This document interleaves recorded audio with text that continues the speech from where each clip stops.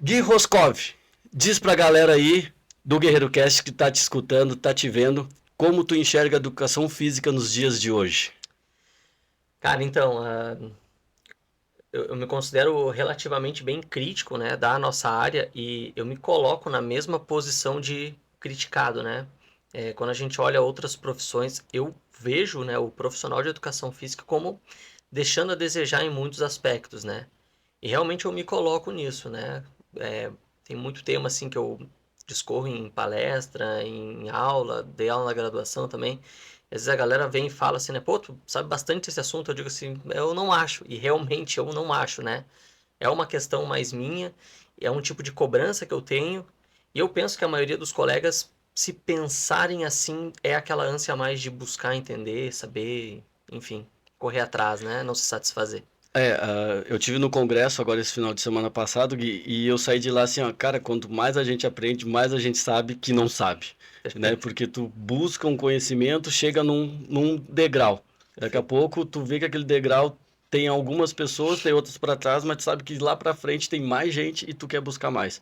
Acho que esse é o grande diferencial, né? Eu tenho um colega, um amigo, o Gustavo, ele não gosta dessa frase assim, ah, quanto mais eu estudo, mais eu vejo que eu não sei. E realmente, né, é meio contraintuitivo, né? Ele fala assim, quanto mais eu estudo, mais informado eu tô. Seja estar informado para ver o quanto preciso estudar mais, correr atrás, quanto para ter aprendido mais de fato, né? Então, ele não gosta dessa frase, eu acho engraçado, eu sempre cito ela, mas a sensação é essa, né? Quanto mais a gente estuda, mais a gente vê o quão complexo é e a gente não sabe, por mais que já tenha se dedicado àquele tema, né?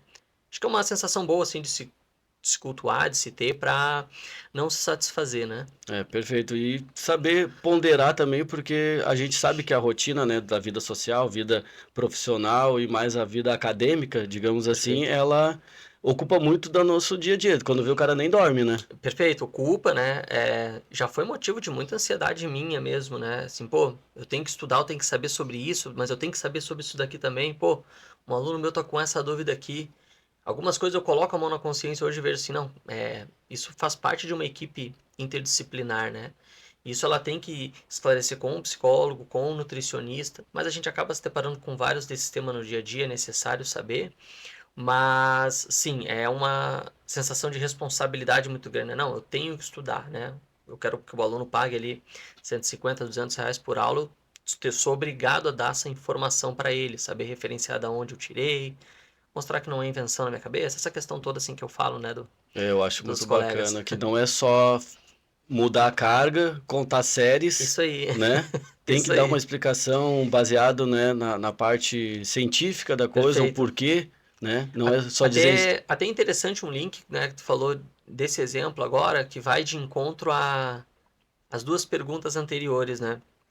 Se eu paro para pensar hoje, quando um aluno meu me pergunta alguma coisa, eu me dei conta que muitas vezes eu não consigo ser incisivo direto na resposta para ele. Assim, ah, é assim. Não, não é assim. Eu tenho que contextualizar que eu uso assim porque tem um estudo de um autor baseado numa hipótese que é de 1970, mas não dá para inferir diretamente que o mecanismo é dessa forma que acontece. Então, é sempre com muito porém, provavelmente, pode ser que, depende, aquele depende depende. que às vezes mata ali, né? Funcionou assim. Mas Por que que funcionou assim? Olha, tem quatro possíveis respostas para justificar por que que funcionou assim. E uma dessas vai justificar por que que não funciona para outra pessoa. Então, é esses vários poréns, esses vários dependes e que é necessário a gente compreender. E claro, assumindo que muitas vezes o depende é desculpa para quem não estuda. Acontece, né? sim. Ah, depende. Se o cara não faz ideia o que ele vai responder, né? É. Mas depende, né? Então, tem todo esse viés aí nessa parte do conhecimento, do estudo, da teoria e da prática atrelada, né? Show de bola, Gui. Qual tipo de profissional tu mais vê hoje nas salas de musculação? Aquele que estuda e aplica a teoria, que ele busca esse conhecimento científico, né? E ele aplica na sua rotina de treinamento?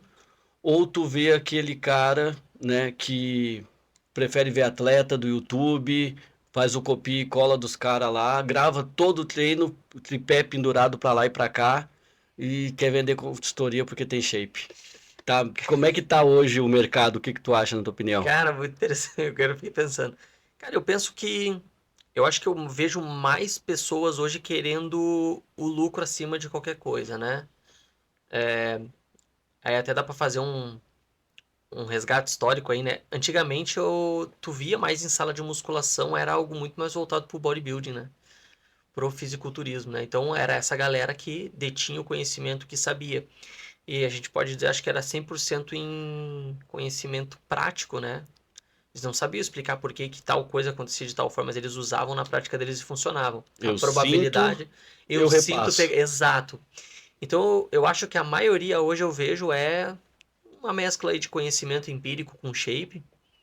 Acho que é o público mais dominante, assim, hoje dos colegas. Exato. Que eu não acho de todo ruim, não, né? Não é nesse quesito, né? Quando eu comecei a me posicionar, assim, para educação para outros profissionais, eu comecei a ver bem essas diferenças, assim, né? Assim, cara, às vezes o cara tá falando uma bobagem, mas não é um mau caratismo, né? Faltou alguém orientar, faltou alguém mostrar para ele que de repente não é bem assim. E claro, como é que eu vou dizer, uma curiosidade, não é humildade a palavra, mas um reconhecimento dessa pessoa de, bom, realmente eu consegui tais resultados, mas pode ser que não seja assim. Eu vou escutar, eu vou ouvir, mas provavelmente é muito difícil ele acreditar em alguém que não tenha o É, shape. Daí é pois é, essa vai olhar questão para o toda. shape, vai olhar para o Instagram. E Exato. hoje a gente vive o Instagram, né? Vive o hype que é Antigamente não postar, tinha isso, né? né? Não tinha Instagram, não tinha, mas não. Não Instagram servia até. para isso, né? Exato, né? Não tinha tanto. O canal de YouTube não era tão em alta. Mentira, até era, eu acho, né? Mas a gente não se atentava tanto, né? E o Instagram é mais palpável, né? Tu roda ali, tu já pega 1 milhão de informações. Verdade. Então, gente, estou aqui com o Guilherme. Fala o sobrenome, Gui, que eu já esqueci. Roscov. Roscov. Gui Roscov é um profissional multifacetado. O cara já foi professor de sala, de aula de musculação, já deu aulas de CX Work, que eu lembro. Quase foi gogoboy. Isso é mentira. Gaúcho, fugiu de Gravataí que nem eu. Verdade ou mentira? Verdade. Verdade. Mesma faculdade. Pois então, colega de faculdade. Hoje atua como treinador físico, mentor, criador de conteúdo digital, forte presença nas redes sociais. O Gui oferece hoje consultoria de treinamento online. Caraca, olha aí a foto. Parei que eu tenho que mudar a câmera aqui. Olha aí. Caraca, cara, eu não tinha cabelo ainda nessa época. Só. Eu tinha, agora não Tu tem, ti- né? Tem isso, né? eu Peraí que ganhei barba tem hoje. mais aqui, ó. Vamos ver, Vamos deixa o Gui ver. mostrar aí pra galera. Enquanto eu vou apresentando esse cara, né? Ele faz então a combinação de orientações de exercícios com planos alimentares, personalizado junto com a noiva, né? A Carol, Tá aí. o timaço aí, essa Não, dupla. não deixa eu sair sozinho mais. Boa. Compartilha as rotinas de treinamento, experiências lá com o jiu-jitsu, com o Uhum. powerlifting. Fala muitas dicas sobre lesão, né, Gui? Sempre uma abordagem prática, científica e motivacional. Perfeito. Mas em 2025 resolveram criar um canal no YouTube também. Isso. Boa. Eu e a Carol, a gente tá junto desde 2024, né? E foi engraçado que muitas pessoas de mais de um ambiente diferente, assim, surgiu os assuntos e eles falavam assim, né? Ah, me divirto com vocês tinham que estar no YouTube, vocês tinham que criar um canal juntos. E como, por exemplo, a Carol, ela já deu uma palestra ou outra, ela tem os pacientes dela, ela tem produtos do ramo digital, né? Comunidade online. Eu também, eu tenho meus cursos, né?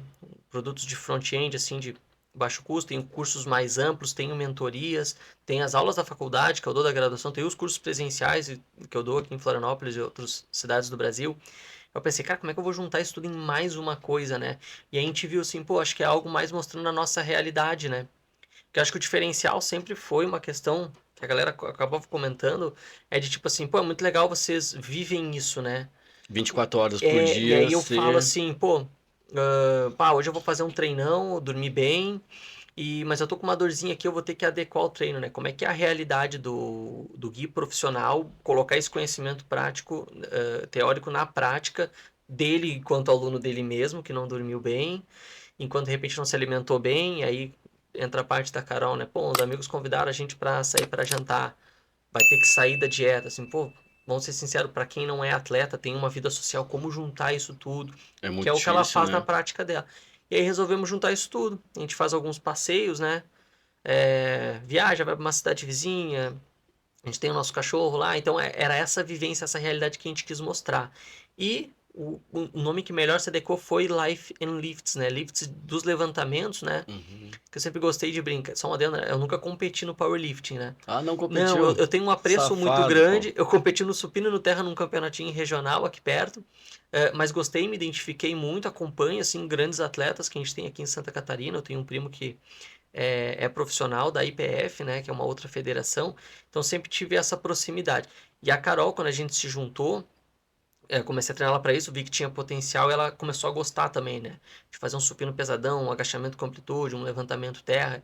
Então a gente vê assim, acho que a parte do estilo de vida a gente pode Unir aí. resumir como lift, né? E life de vida, né? Então Sim. surgiu esse nome, foi o que melhor se adequou, né? O Life and Lifts, que então foi o nome do nosso canal do YouTube. Eles fazem isso porque quem treina pesado pode comer mais, né, gente? Não é pra poder comer mais, né, Gui? Antes dos Ajuda, 30 né? até funcionava melhor essa máxima, agora tá mais difícil, Não, né? tava A difícil. idade chega. Ah, verdade. Gui, falando então assim sobre extrapolações, né? Mas eu não vou chegar nessa parte ainda. Antes de a gente Tá. falar das extrapolações, fala um pouco da parte docência, né? A parte da graduação tua. Para hoje tu tá nessa parte mais independente, com curso, mentoria, os congressos, né? As viagens que tu faz. Mas conta pra galera saber um pouquinho do Gui pelo Perfeito. Gui, né? Uhum. Então, eu sempre. Bom, vamos resgatar bem antes disso, né? Até parte de um capítulo do livro, acho que tu vai comentar aqui um pouco dele, eu falo melhor. Mas desde muito antigamente, quando eu trabalhei na primeira academia mais séria, assim, que eu fiquei lá por 6 anos, Cooperativa do Corpo, Cooperativa do Corpo, isso tu aí. conhece, eu tive um coordenador lá, né? O Marcão. E desde muito cedo ele sempre me orientando, me ajudando. O conceito de estágio parece até que mudou, né? O estágio, desde sempre, é para ser um lugar onde tu vai aprender, mas hoje em dia eles contratam a galera para assumir Para responsabilidade, assumir, eu sei né? como é. Historicamente não deveria ser assim, mas eu caí lá e eu estava muito bem amparado quanto a isso. E dentre as dicas que o Marcão me dava, ele sempre me falava uma frase que era assim, duvida do que eu falo, né? Então ele me ensinava, né? O Marcão ele tinha uma pós-graduação em reabilitação cardíaca, então ele, o primeiro cara que me falou em duplo produto, por exemplo, Olha né? aí. Que é um marcador que a gente tem na parte de cardiopatas e tal. E ele sempre me orientou muito e no final ele ensinava, ele falava assim, duvida do que eu falo, né? Eu posso Para estar te ficar com aquela mentindo aqui. pulga, né? Porque assim, tu não vai aprender só de eu falar, tu tem que correr atrás e estudar. Ver de que livro que eu tirei isso, de que artigo que eu tirei isso. E eu fiquei com isso na cabeça. E com a vivência ali na sala de musculação, muito novo, aconteceram inúmeras situações dos alunos virem tirar dúvida. E eram dúvidas que eu tinha também. E aí eu lembro que eu sempre me encontrava naquela contra-parede, pô, respondo ou não respondo esse cara? E conversando com esse coordenador, me veio a opinião que eu tenho até hoje que é assim, não mente pro aluno, né? Porque ele vai Vai acabar descobrindo descobrir. amanhã depois que tu tá passando uma informação errada e tu vai perder tua credibilidade, mesmo que inconscientemente. Mas que não é feio tu falar assim, olha, eu não sei, mas isso era quarta, posso te responder na sexta-feira? Pô, em 2 dias eu me obrigava a estudar porque eu ia ter vergonha de chegar lá e não trazer a É resposta que eu muito tinha mais bonito prometido. do que tu inventar uma história ali, uma Exato, resposta e vir outro professor e dar exato. outra resposta, daí o cara fica, pô, mas ninguém sabe nada, todo mundo. Cada um fala uma coisa, É, e já ouvi muito. E aí sim. eu comecei com essa mentalidade desde muito cedo, e com base nisso, de ter medo de falar alguma coisa que fosse mentira. E com o boom das redes sociais, gerando conteúdo também, então sempre me posicionando, né, bem amparado cientificamente, sempre nesse sentido, até que comecei a levar muito nível, assim, e eu escutava de alunos, né, que eles falavam assim, Gui, muito legal teus conteúdos, tu sabe bastante, mas nossa, eu não entendo nada do que tu fala. E eu vi assim, pô, Uma- eu tenho que refinar a linguagem para falar com o público leigo, né? Isso não é baixar o nível, né? Baixar a régua. E eu tinha muita dificuldade de encontrar esse meio termo. Até que um dia um colega me convidou para dar uma aula num grupo de estudos, né? Ele ficou doente, eu participava do grupo. Ele teve um problema, ele falou: se tu quiser assumir, né? Falar de algum tema, assim, pô, eu gostaria. Aí nem lembro do que eu falei. Foi o Gustavo, e depois ele me convidou oficialmente para ser. E ali eu comecei a deslumbrar outras coisas. E aí, uma vez conversando com uma colega, eu postei um trecho, eu não lembro a página, mas é do livro do Donald Newman, quando eu mostro os feixes do músculo quadrado lombar, eu mostro as diferentes origens e inserções que ele tem, e eu desenho assim no papel e filme e mostro assim, ela pega e fala assim, ela fala a seguinte frase, Gui, eu já tinha lido eu tenho esse livro, já tinha lido esse capítulo, e eu não tinha entendido até tu colocar dessa forma. Aí eu Caramba. tive um estalo assim, pô, o conhecimento está disponível para muita gente. Eu acho que o meu diferencial realmente é explicar com metáforas da minha forma, da minha maneira, pra galera entender. E ali eu comecei a ver assim, pô, eu me sinto bem ensinando, É né? essa sacada que tu precisava para poder atender Exato, o público geral, exato. né? E aí lá pelas tantas, um outro amigo de infância, que nem era da área, falou assim, pô, tá na hora de tu mirar num mestrado, né? Tentei inúmeras vezes, me frustrei bastante, é muito difícil para gente que tem mais idade, assim, se enquadrar nos programas de mestrado que uma universidade federal quer, né? Tu ter o período integral de dedicação lá e conseguir se manter. Sim. Então acabei não seguindo, mas segui estudando por conta, né? Então cheguei a um nível assim de ser tutor externo, né, de uma faculdade, da Uniaselv, do curso Bacharel de Educação Física, além de dar os meus cursos presenciais, online e no grupo de estudos que eu dou aula GECAM, conforme a gente foi saindo da pandemia, foi melhorando a questão de voltar a eventos presenciais como um todo, né? Já viajei a alguns lugares, né? Então eu já fui a Campina Grande, eu já fui aqui a Blumenau. A gente já deu curso pela GK aqui em Florianópolis mesmo. Cursos meus sozinho eu já dei aqui em Florianópolis. Acho que o evento com mais pessoas que eu dei curso foi para 120 pessoas, era um evento da Usina do Corpo. No ano Hum. passado, Usina do Corpo é uma rede de academias grande que tem lá no Rio Grande do Sul, eles não Foi lá no Rio saíram. Grande do Sul que tu Foi lá no Rio Grande do atendeu. Sul, eles não saíram de lá. Uhum. E quem é hoje o diretor deles lá é o Felipe Link, que eu conheci na cooperativa do Corpo. Ele saiu, morou no Rio de Janeiro um tempo, voltou, assumiu. E ele viu ali meu trabalho e me convidou, né? Eu montei um plano assim de vários encontros presenciais e online de capacitação geral, né? Então abordei vários temas. Acho que foi o curso para mais pessoas que eu dei, assim, de 120 pessoas. Em Campina Grande, 110. Mas eu acho que o de maior renome, assim, foi esse ano, foi o Congresso Brasileiro de Biomecânica. É quase um evento internacional, porque tinham palestrantes e participantes de fora do país, né? Então tinha gente do Canadá, nesse eu acho que tinha gente da Holanda também, da Alemanha, talvez esteja confundindo com o de 2 anos, o último Uhum. evento. Mas lá eu me inscrevi para dar um workshop e fui selecionado. Gui, foi selecionado e E fui selecionado e provavelmente eu era o único palestrante sem um mestrado lá, né? tu vê só, mas tu era, né, um autodidata Exato, também, buscou sempre exato. Inclusive, conhecimento. a gente falou muito dessa coisa do conhecimento, né? Uhum. Eu me vi lá, eu fiquei meio nervoso assim, né? Pô, como é que eu vou falar com um PhD aqui? Os caras vieram E estudar com comigo. propriedade, né? Ter... Exato. Aí eu me vi assim, bom, eu me preparei para falar disso. Qualquer coisa que fuja um pouco, não vai ser feio eu dizer que não sei. Uhum. Eu tenho que dominar aquilo que eu tô falando. Então eu apresentei lá em torno de 20 artigos, trouxe alguns conceitos de livros e aquilo ali eu realmente li, estudei, sabia a quantidade de participantes, o ano de lançamento, a revista que foi publicada. Então eu falei com propriedade daquilo. Ah, legal. Foi super tranquilo. Massa. Mas acho que foi o maior evento assim que eu dei.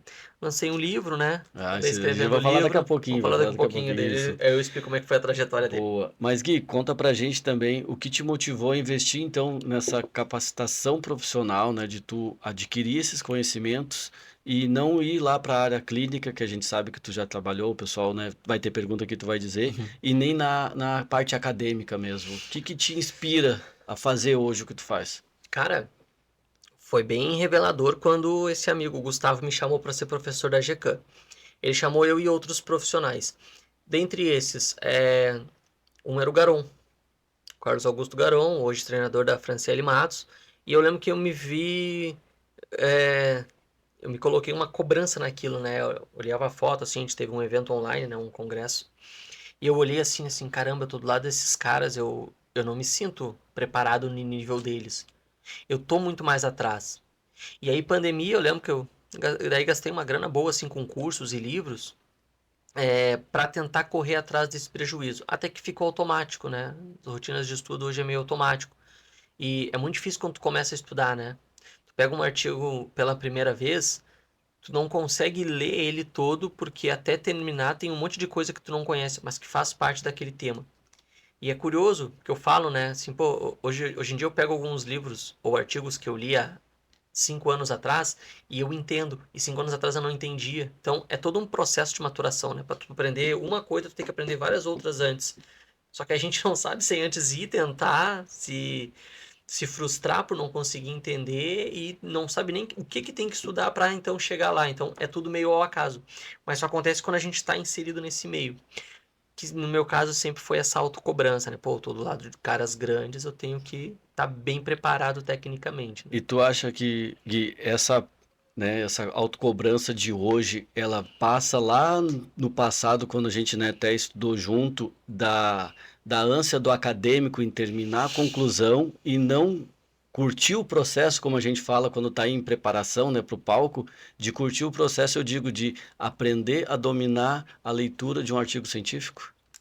Cara, Ou muito buscar, boa essa. né, ter na sua vivência como rotina hoje, Aham, digamos assim, eu não sei como é que tá a rotina, mas eu imagino que tu aham. tem o trabalho, o treinamento, a vida social, Sim, o modo leitura aí, né, de perfeito. conhecimento. Eu No acho passado a que. gente não fazia, eu acho, né? Então, eu acho que foi um amadurecimento para mim eu aprender a curtir o processo, né? O caminho do que o destino final. Falo disso aqui também. E é muito curioso fazer o link com o fisiculturismo, né? Porque desde muito cedo já se tinha isso lá, e eu lembro que eu olhava assim e falava assim, pô, legal, admirável, gosto de ir assistir, mas, pô, eu não teria cabeça para fazer a dieta que essa galera faz, para ter a vida social que essa galera tem.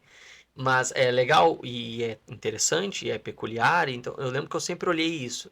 E eu comecei a ver assim, pô, então o cara que vai seguir por exemplo, um fisiculturista que vai querer se preparar e competir, ele tem que realmente ver, analisar e pensar o quanto ele gosta disso, porque senão não é sustentável. A minha conclusão de curtir o processo e não mirar num benefício final sempre foi nesse sentido assim, né? Quanto aos estudos, eu me vi muitas vezes errando em querer abraçar muitas coisas ao mesmo tempo, né? Ah, agora eu vou estudar sobre respiração. Pô, eu não preciso estudar tanto assim para respiração como eu tô achando que eu preciso. Uhum. Ah, vou estudar agora sobre ombro. Comecei a catar ali, selecionar artigos, selecionei 20 artigos. Eu não preciso ler esses 20 artigos. Tem que definir melhor ali, diminuir, né, esses 20 para uns 3 e ler aqueles ali bem feito. Então, eu comecei a ver que esse planejamento era necessário justamente para isso. Tem que ser prazeroso, né, o caminho, mais do que a conclusão propriamente Exato. dita, né? Eu acho que eu amadureci bastante nesse sentido, em avaliar esses aspectos, assim. E tu lembra desse momento decisivo assim na carreira que tu percebeu que o caminho mais técnico, né, e informativo, ele é o que diferencia. Tu te sente diferenciado dos demais personagens de sala hoje, né? Até que a gente fala sobre valor de Uhum. hora-aula, valor mensal de atendimento, mas que momento que tu pensou assim, cara, realmente eu vou seguir nesse caminho, vou dedicar tempo da minha vida nos estudos mesmo, porque eu sei que isso é o diferencial. Eu não sei te dizer quando foi. Foi de fato muito revelador quando essa colega trouxe esse feedback. Isso foi quando eu criei, inclusive, o Clube do Livro. Mas em vários momentos eu tive revelações assim desse tipo, né? Assim, pô, o meu diferencial é ensinar outros profissionais, né? Quando eu fui. Um curso que eu dei ano passado, eu tenho um amigo, hoje ele tá meio famoso também, o Lucas, o Doc, ele é nutricionista. Ele foi meu nutricionista também.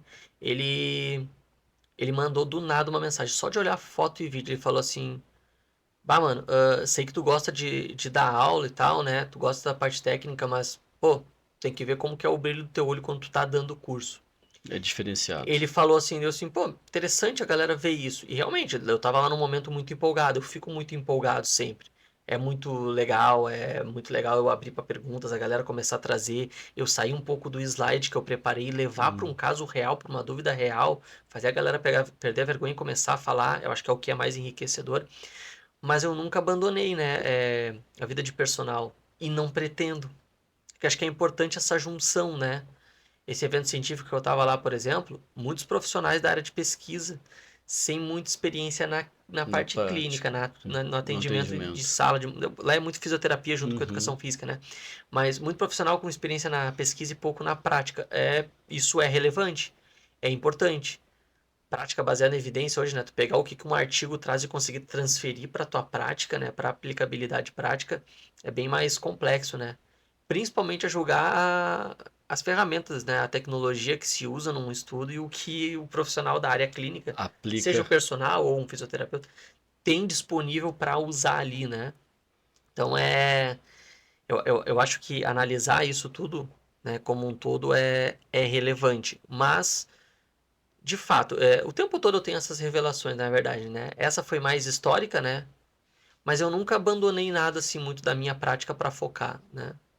Eu trabalhei 3 anos numa clínica médica, né, com os fisioterapeutas. Lá eu aprendi muito sobre lesão, aprendi muito sobre dor, mas eu sempre consegui conciliar essas duas áreas, né? Claro que quando eu era mais novo eu conseguia abdicar muito mais de sono. Sim. Hoje em dia já é mais difícil. Quantas horas por dia, Ah, mais eu ou menos, por fiquei noite? durante uns 2, 3 anos dormindo de 4 a 5 horas por noite. Cheguei a acostumar, né?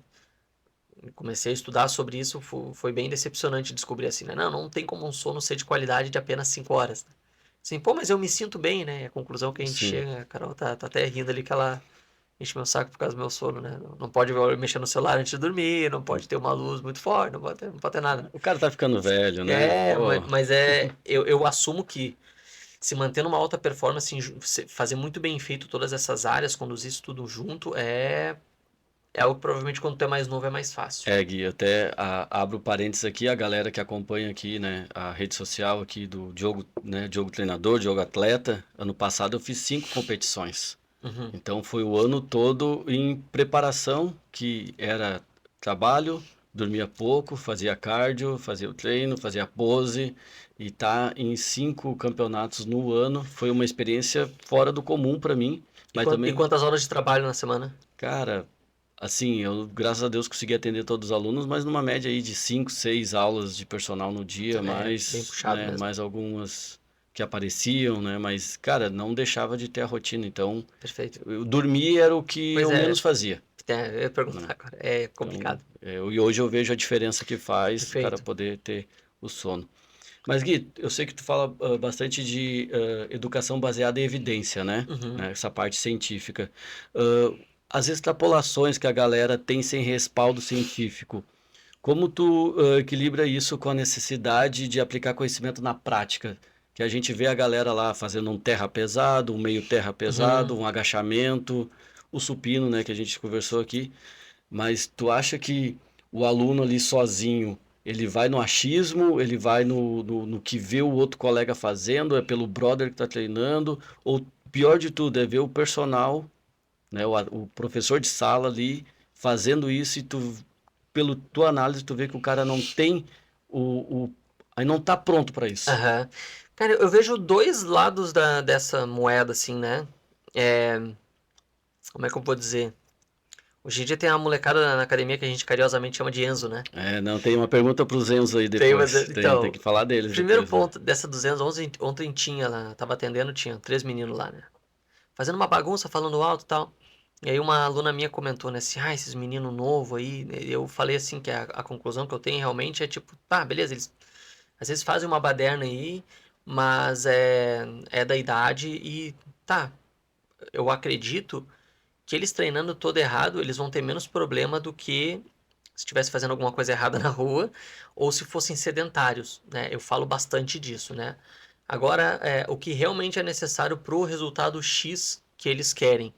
É provável que a gente tenha poucas respostas na literatura científica. Então, primeiro ponto, a prática é importante. Agora, um profissional que consegue juntar teoria e prática é um grande diferencial. Eu vejo dessa forma. Muitos ainda tentam, né, pegar um estudo e tal, e aí tem esses problemas das extrapolações, né? Então, eu vou dar um exemplo muito bom, né, que é algo, querendo ou não, vai ser meio revelador para mumuitos. Deixa eu A gente tem puxar a uma, câmera aqui, que essa aham, já puxa direto pra ti aqui, ó. a gente tem Carol, uma, se quiser já faz aí eu já gravo o vídeo aí que esse vai tá, pra corte. tá. Por exemplo, a gente tem hoje uma propriedade mecânica que é a curva de comprimento e tensão, a curva de força-velocidade, né? E muitos usam para defender e justificar várias coisas, que com base em vários outros estudos que tiveram, parece fazer sentido. É muito revelador para muitos quando eles descobrem que essa teoria foi feita em cima do sarcômero, de uma fibra muscular de uma rã, de um Caramba. sapo. Então, tá, hoje para mim isso já é bem batido, para muitos colegas eu sei que não é. E aí fica essa coisa assim, né? Pô, o estudo foi feito com um sapo, o estudo foi feito com um rato, o estudo foi feito com um gato, com um cadáver. Sim. Só que a gente conduzir pesquisa científica até conseguir, dependendo do qual é o experimento que tu queira testar, avaliar, tu conduzir isso com humanos, tem que passar por tudo isso, né? Essa questão dos animais vai depender bastante do comitê de ética do país em si, né? Mas tem toda essa questão a ser avaliada quando a gente pensa ali em teoria e em prática, né?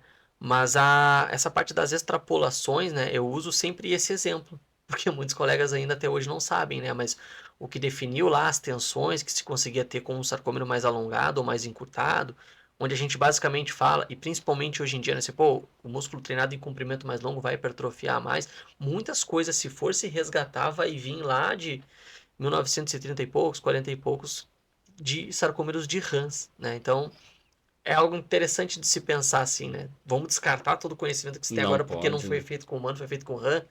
Não porque já fizeram, né? Medidas mais indiretas e parece fazer sentido.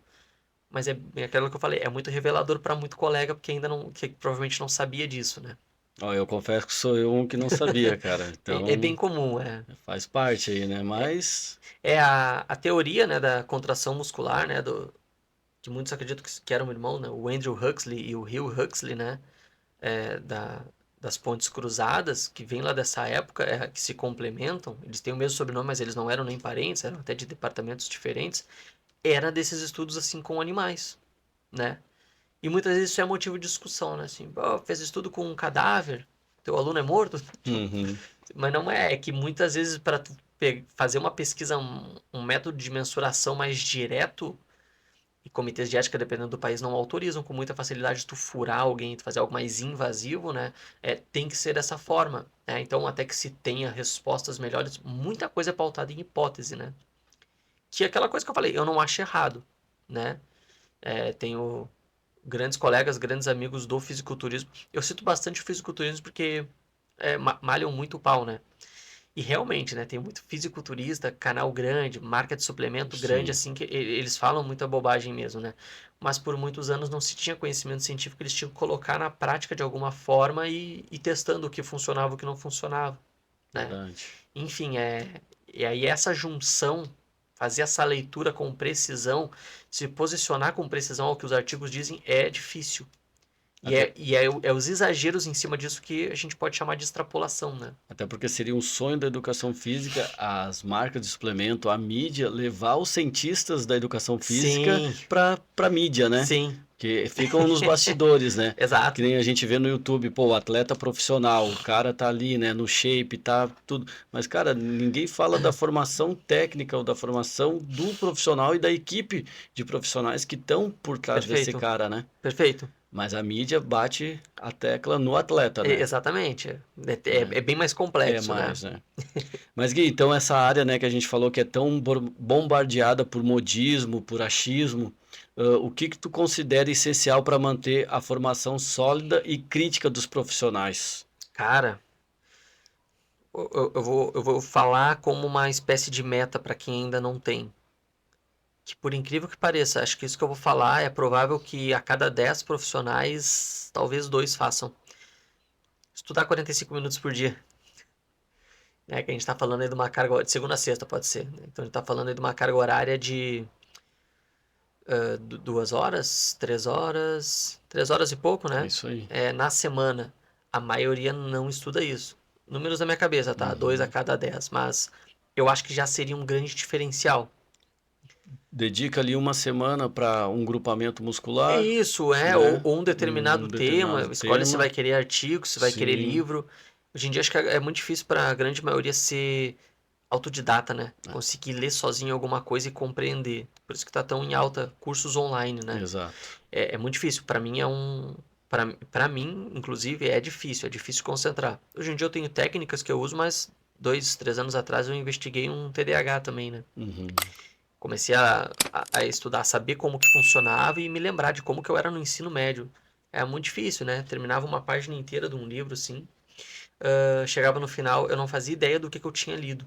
Tava no automático lendo, reproduzindo palavra e não sabia o que era. Então, desconfia-se que, mesmo que não seja o Uhum. TDAH propriamente dito, a grande maioria tem a dificuldade de se concentrar, Exatamente. né? Então, o ser autodidata, o cara pegar sozinho, ler alguma coisa ali e conseguir entender é muito difícil. Até porque tem que estar longe do telefone, né? Primeira Também, coisa, né? né, Porque é feito para te chamar a atenção, né?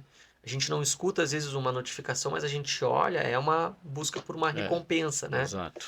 É a famosa dopamina agindo aí. Verdade. Gui, algum mito ou conceito mal interpretado na área do treino, né?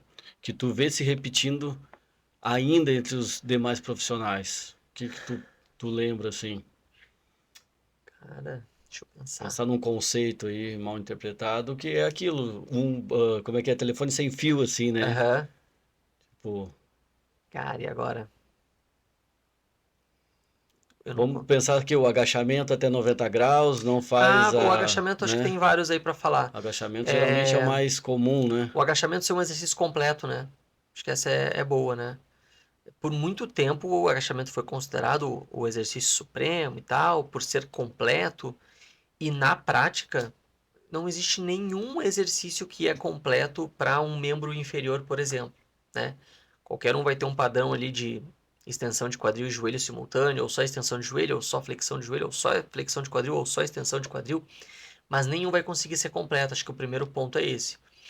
O agachamento provavelmente é algo que traga grandes benefícios para a grande maioria das pessoas que executam, mas ele é extremamente substituível, né? Sim, sim.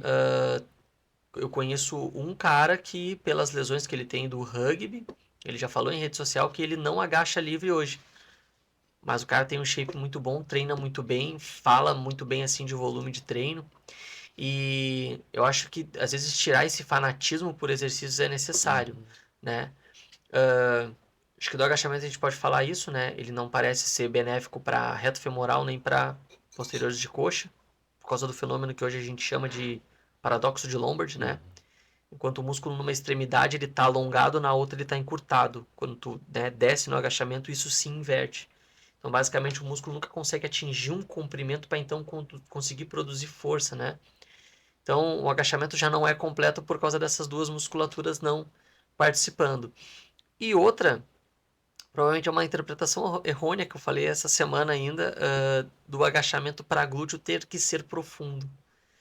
E não é isso, né? Aí primeiro ponto, extrapolações. O que a gente tem de artigo? O artigo do Keitaro Kubo, 2019. Ele mostra que quem agacha profundo, sim, naquele estudo, hipertrofiou mais glúteo do que quem agachou parcialmente. Mas quem agachou parcialmente também Também. hipertrofiou, só que não tanto. Mas o que vai ser o mais relevante nisso, né? O indivíduo, né? Então, todas as medidas antropométricas da pessoa ali, o tamanho de fêmur, o tamanho de tíbia, o tamanho do tronco, se ela vai ter estrutura e até condições, né, em todas as articulações envolvidas para agachar profundo, acho que é o mais importante. Respeitar essa individualidade Exato, biológica, né, Gui? exato, Não é o depende, é fazer uma exatamente. análise do aluno ali entender. E assim, pô, tu pega um aluno assim que tem um histórico de dor lombar, tem um histórico de hernia de disco, alguma coisa assim, às vezes é muito vantajoso tu tirar um agachamento, né? Eu por muito tempo fiquei evitando serrotes e remadas curvadas porque era muito agachamento supino e terra, né? Então, o agachamento eu cansava a coluna ali de segurar a barra. O terra eu forçava bastante a coluna, normal, natural. No supino fazia o arco, né? Aquele supino mais do powerlifter, assim, fazia força com a Sim, lombar, sim, com o sim. core como um todo. Então, não era vantajoso eu fazer mais uma remada. Às vezes usava, é um auxiliar excelente, assim, para os levantamentos terra mesmo, né?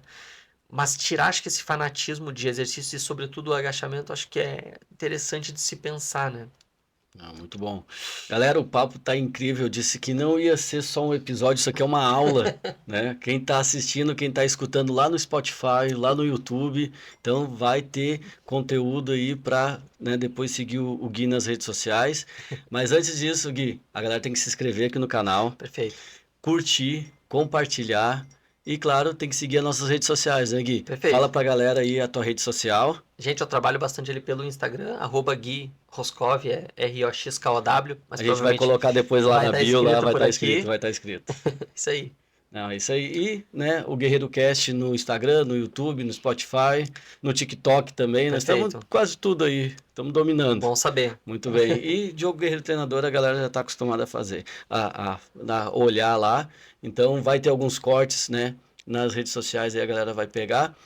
A Carol, noiva do Gui, tá aqui fazendo a parte de making off aí, Isso. gravando algumas coisas. Tá nos bastidores. E ela já vai, depois eu vou falar com ela, vocês vão curtir aí. Gui, sobre treinamento de força e hipertrofia, tá? Quais as principais diferenças entre treinar força máxima e força para hipertrofia na tua visão? Legal. Aí eu gosto mais de falar. Muito bom, toca pau. Cara, vamos lá então. Vamos pensar num aluno iniciante, né? E até eu vou trazer aproveitando que tem bastante profissional, colega, eu vou trazer uma máxima radical que eu não uso. Não uso, assim, eu não uso mesmo, mas é radical, é pesado assim de se falar. Que o Fernando Marques falava há muitos anos, né? Falou no livro dele, A Vida é Dura para Quem é Mole, que, que para melhorar. Pode falar um palavrãozinho de leve? Pode Pode? falar Então que tá. depois a gente bota o bip. Para melhorar a bosta, qualquer bosta serve. Boa. E quando a gente leva para termos práticos, isso faz muito sentido, né? Eu sempre dei um exemplo muito bom. O Diogo foi professor de Zumba, né? A Sim, galera pô. falava uma época assim, não, eu não vou fazer musculação, a Zumba já define hipertrofia. E aí gerava um burburinho, uma discussão enorme, né? E aí o que que a gente Queima pode... 1000 calorias numa aula. Então, das calorias dá para deixar de lado. Mas essa parte assim dá para pensar assim, pô, tu pegava uma senhora que era sedentária e dentro da aula de Zumba tem um monte de agachamento, tem um monte de corridinha, deslocamento agachada, tem um monte de coisa que a gente usa na musculação, repetições parciais de agachamento, enfim, é o suficiente para ela, né, criar todo aquele processo anabólico e realmente hipertrofiar. Então, assim, pô, é hipertrofia, né, e aumenta a força e o condicionamento para as atividades do dia dela? Sim. Funcionava. Então, acho que o primeiro ponto é a gente olhar dessa forma. Agora, o aluno iniciante, que vai treinar a musculação propriamente dita, a gente tem pelo menos umas 5 classificações diferentes de força, né? O livro de Jonato Prestes traz isso. Se eu não me engano, as literaturas mais atuais não incluem 5, né? Mas é a força máxima, a força absoluta, a força de resistência, a força hipertrófica e a potência, a força explosiva, né? São 5 manifestações diferentes de força. Tu pega um aluno iniciante e ele faz qualquer uma dessas 5, é provável que todas as outras 4 melhore também. Mas se a gente olha aquele princípio do treinamento, que é o princípio da treinabilidade, que vai falar basicamente assim, quanto menos treinado, mais treinável tu é, e quanto mais treinado, menos treinável tu é, todos os mínimos detalhes fazem uma grande diferença. Então a gente pensa que o indivíduo mais avançado, esses mínimos detalhes fazem mais diferença. Então, por exemplo, eu sempre treinei musculação e tal, nunca fui muito fã assim de dieta, mas o metabolismo respondia bem, era novinho e tal. Então, sempre consegui assim ir aumentando a minha massa muscular conforme o passar dos anos. Chegou uma época que o acúmulo de gordura veio muito grande, a dieta passou a fazer muito sentido e o sono também, né? A gente tem muitos mecanismos que se desencadeiam aí com o sono de qualidade ruim, né? Provavelmente a Carol vai falar num outro momento isso aqui. E começou que esse mínimo detalhe fazia uma grande diferença para mim. Quando a gente olha para o treinamento, beleza, eu falei lá 5 tipos, né? Tem um ali que eles chamam de força hipertrófica. O que que é a força hipertrófica? É um meio termo entre força máxima e força de resistência. É um meio termo entre trabalhar com sobrecargas relativamente grandes, mas onde tu fique bastante tempo sob tensão ou fazendo muitas repetições, que é a força de resistência. Mas a força de resistência os autores vão classificar ali como algo em torno de 20, 25 repetições máximas. É difícil tu ver um atleta ali que treina hipertrofia fazer algo assim com tantas repetições, ou pelo menos a grande maioria. Vai ser aquela coisa de gerar ali em torno de 8 a 12, 8 a 15, alguns até brincam ali com 6 RMs, com 4 Isso. RMs. Alguns não são tão fãs disso, né? Mas basicamente, a força máxima a gente tem que avaliar sempre dentro de um movimento em específico. E ele tem que ser único e exclusivamente avaliado sempre da mesma forma. Então, por exemplo, aí eu vou usar sempre o exemplo do powerlifting, porque ele tem critérios específicos dentro de cada federação.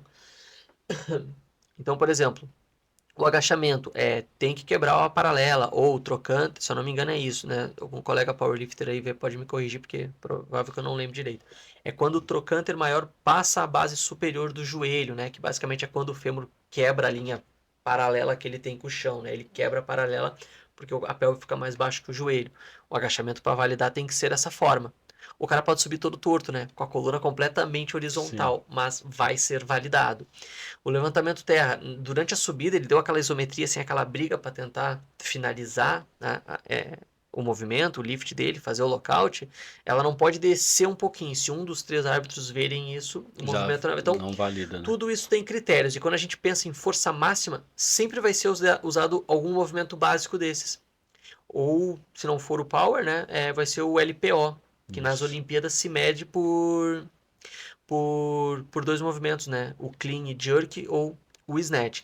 Agora, na aplicação da nossa vivência, se for pegar estudos, eles usam algumas ferramentas de algumas células de carga que calculam em newtons a produção de força. Às vezes em dinamismo, mas na grande maioria das vezes, que por padronização vai ser mais fácil, a CVM, né? A CVIM, né? Contração voluntária isométrica máxima. Então, flexores de cotovelo vai ser ali em torno de 90, 80 graus, fazer a maior força que eles conseguem. Então, a primeira coisa quando a gente fala em força máxima, tem que ver como é que tu vai medir isso, né? Eu sempre vou usar para controle de alunos, né, para saber assim, pô, será que essa pessoa, porque uma medida direta de fadiga é a força. Então, assim, pô, como é que eu vou saber se essa minha aluna tá fadigada ou não? Eu vou botar ela agachar, fazer um RM do que ela já é reconhecido, mas a gente assume, sabe, hoje que o RM pode variar dia após dia. Aí tem protocolos de 10 RM, né? Para Pô, fazer uma e só média que aí, né? só que 10 RM ou algo em torno de 8 a 12 repetições máximas é o que se treina numa musculação. Então é por isso que o próprio treino, o treino propriamente dito da musculação, ele pode ser utilizado para controle de carga. É assim que a grande maioria, quando usa esses critérios ali, utiliza, né? Se vai usar até a falha, se não vai. Eu fiz consultoria com o Walter Krause, foi um aprendizado muito bom, assim, quanto a essas partes, né? Eu procurei ele, eu queria conhecer o Power Building, né? É um meio termo ali entre Powerlifting e Bodybuilding, né? Então, explorava estrategicamente momentos de falha, explorava estrategicamente repetições máximas em agachamentos, supinos e terra, sem ir até a falha, né? Então tem essas diferenças, tem que deixar claro isso, mas basicamente a força máxima ou treinamento de força, e ele só vai acontecer depois de algum tempo de prática, por causa de adaptações neurais, com base em poucas repetições. Porque muitas repetições, aí isso até é mais uma extrapolação, mas é como grandes treinadores e atletas desse meio fazem e eu acho que é extremamente aplicável, né? A questão da fadiga. O atleta que quer aumentar a força máxima, ele não deve explorar tanto a fadiga, ele não deve ir à falha, né? Então é por isso que eles não fazem tantas repetições, ou até mesmo tem aquela piadinha do powerlifter, né? De passou de 6 é cardio, né? É, verdade. Eu fiquei muito tempo treinando Uhum. assim e realmente a minha resistência para acidose metabólica, assim, eu interrompi uma série com muita facilidade por sentir a queimação do músculo do que por falhar ou perder velocidade de execução, né? Então, tem essas diferenças. Às vezes eu me enrolo muito, jogo, não sei se eu respondi ou fugi muito da Não, questão. não, tá, cara, tá demais aqui, tá muito bacana, Se mas eu precisar vou. ser mais incisivo numa, tu É, volta aí que eu não, falo. vamos seguindo aqui. A gente tem Tranquilo. bastante pergunta aqui para te fazer. Fala pra gente assim, Gui, então, a diferença da hipertrofia sarcoplasmática e Legal. a miofibrilar, né? Que a Tá. galera às vezes, né, fala, né, o treino tensional, o treino metabólico, né? Uhum. Tem, eu acho que usa o mesmo contexto, né? Sim. Mas como a gente aplica isso, né, na sala de musculação e como ela pode afetar o treinamento, a prescrição, não afetar, mas servir de embasamento, assim, né, para Certo. os professores, né? Cara, eu vou usar algumas formas mais didáticas, mais metafóricas aqui para falar.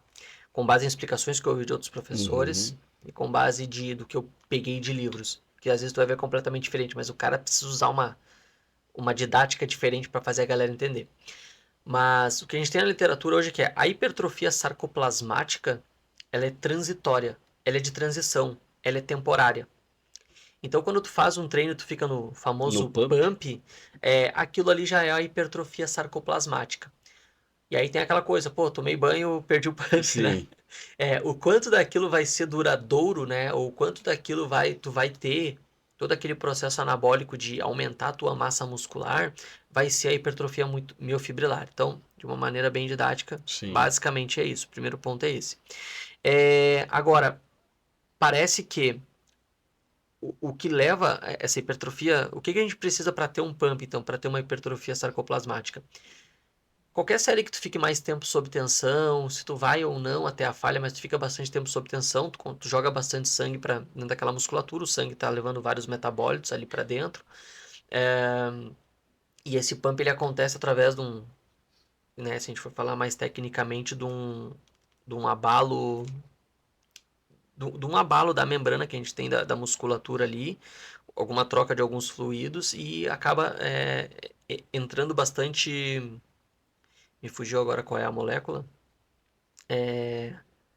Acaba entrando bastante, eu acho que é nitrogênio, que vai brigar com as células de cálcio. Isso é uma das explicações do mecanismo de fadiga, né? Isso por si só já vai ser a hipertrofia sarcoplasmática. Mas quem é o atleta que treinando vai ter uma hipertrofia a longo prazo, né? Quando entrar num processo de desidratação para subir no palco, vai segurar a massa muscular. Parece que a hipertrofia miofibrilar é um grande diferencial para essa galera. E essa hipertrofia miofibrilar, ela parece ser mais dependente do que a gente chama de tensão mecânica. Mas, reforçando, não quer dizer que tensão mecânica não aconteça quando a gente está buscando um pump, uma menor sobrecarga. Mas ela parece, né, estressar mais o nosso sistema quando a gente desafia a progressão de carga. E aí a progressão de carga pode ser ou aumento da massa externa, né, ou fazer uma ou duas repetições a mais do que eu estou acostumado, ou acrescentar uma série a mais, né, seja com outro exercício ou no mesmo exercício. E aí toda uma complexidade que a literatura hoje também não consegue trazer muitas respostas pra gente, né? E a gente fala também da miofibrilar que ela aumenta a força, né? Sim, Ó, é a força verdadeira ali, né? isso.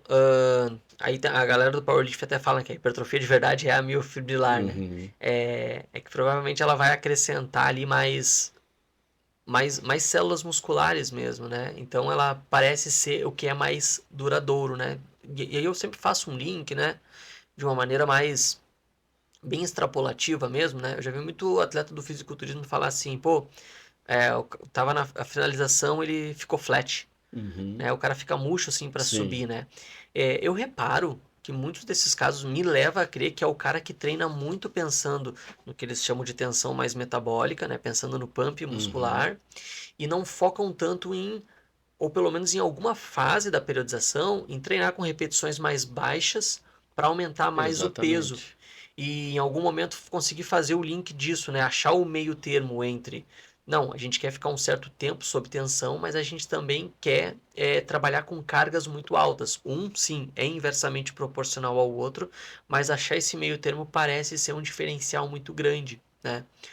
Quando eu comecei a treinar mais parecido com powerlifting, assim, não tinha pump muscular, né? E para muitos isso seria frustrante. Sim, que é olhar o pump, né? Exato. Então faz muito sentido quando a gente olha desse ângulo, assim, né? Desse jeito, né? Então vai ter essas diferenças. Mas sim, é a força de verdade, né? Onde acrescenta mais células musculares, né?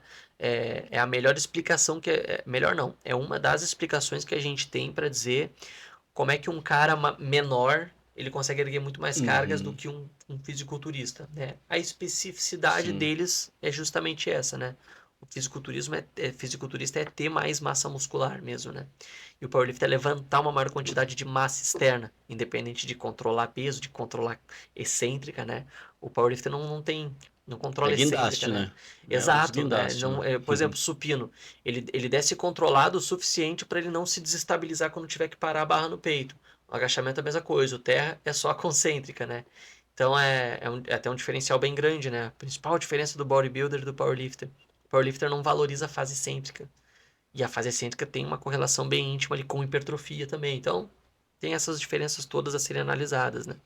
Desculpa, só para não deixar passar. Não quer Claro. dizer que dentre os exercícios auxiliares do powerlifter, ele não utilize cargas excêntricas. Mas É para enfim, melhorar a performance dele. O cara exato. que entende vai Isso, melhorar exato. Mas essa basicamente a pegada aí, né? especificidade deles é isso. Eles não valorizam Exato. tanto quanto o bodybuilder. Muito bom, Gui.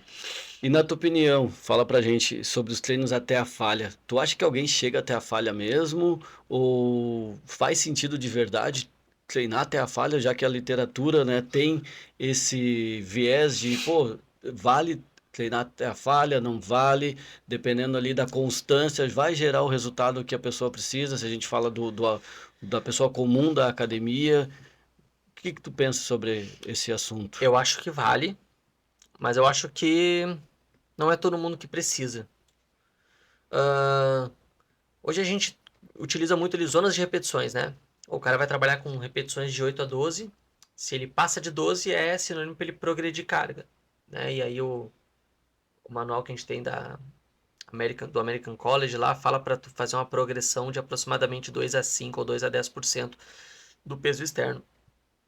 Mas eu tenho muito aluno que às vezes eu tenho que deixar isso meio de lado, porque eu começo a ver assim que, pô, comecei a gritar um pouquinho mais nos ouvidos dele ali, ele passou várias repetições dessa zona dele, né?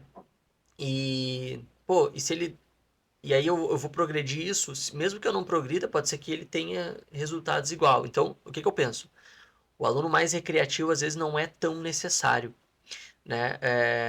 Eu voltei a treinar essa semana completamente longe da falha. Fiquei 10 dias parados. A gente viajou e tal.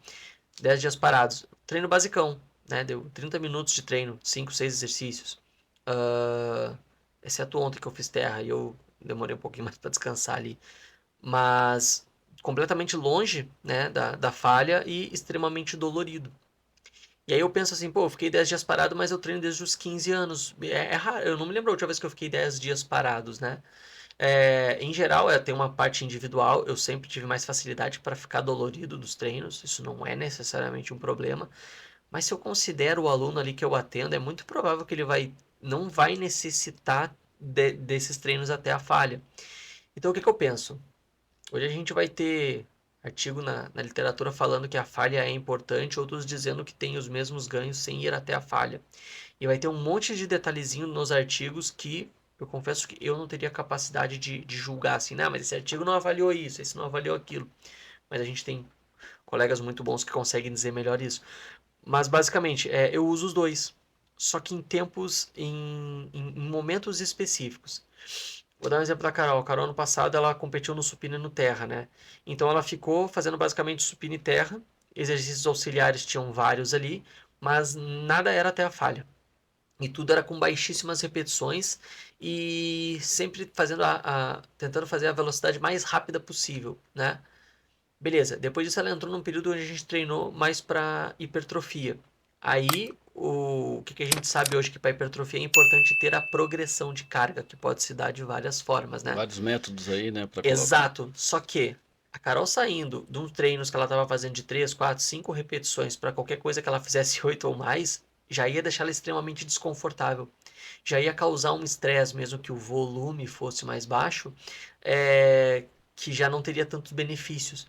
Então, essa compreensão de onde é que vem esses números são necessários. E aí, com base nisso, o que ela fez por um período de 2, 3 meses? Foi progredindo carga, sempre se mantendo uma, duas repetições longe da falha. Isso é uma avaliação subjetiva. Não é com todo aluno que tu vai poder usar, ou tu pelo menos vai demorar alguns anos para conseguir construir isso.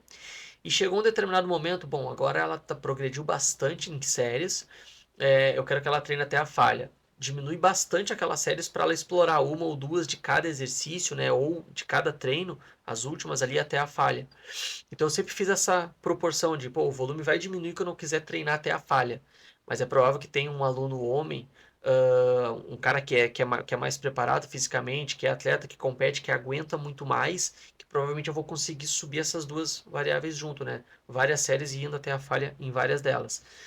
E outro ponto importante a que custo alguns chegam até a falha?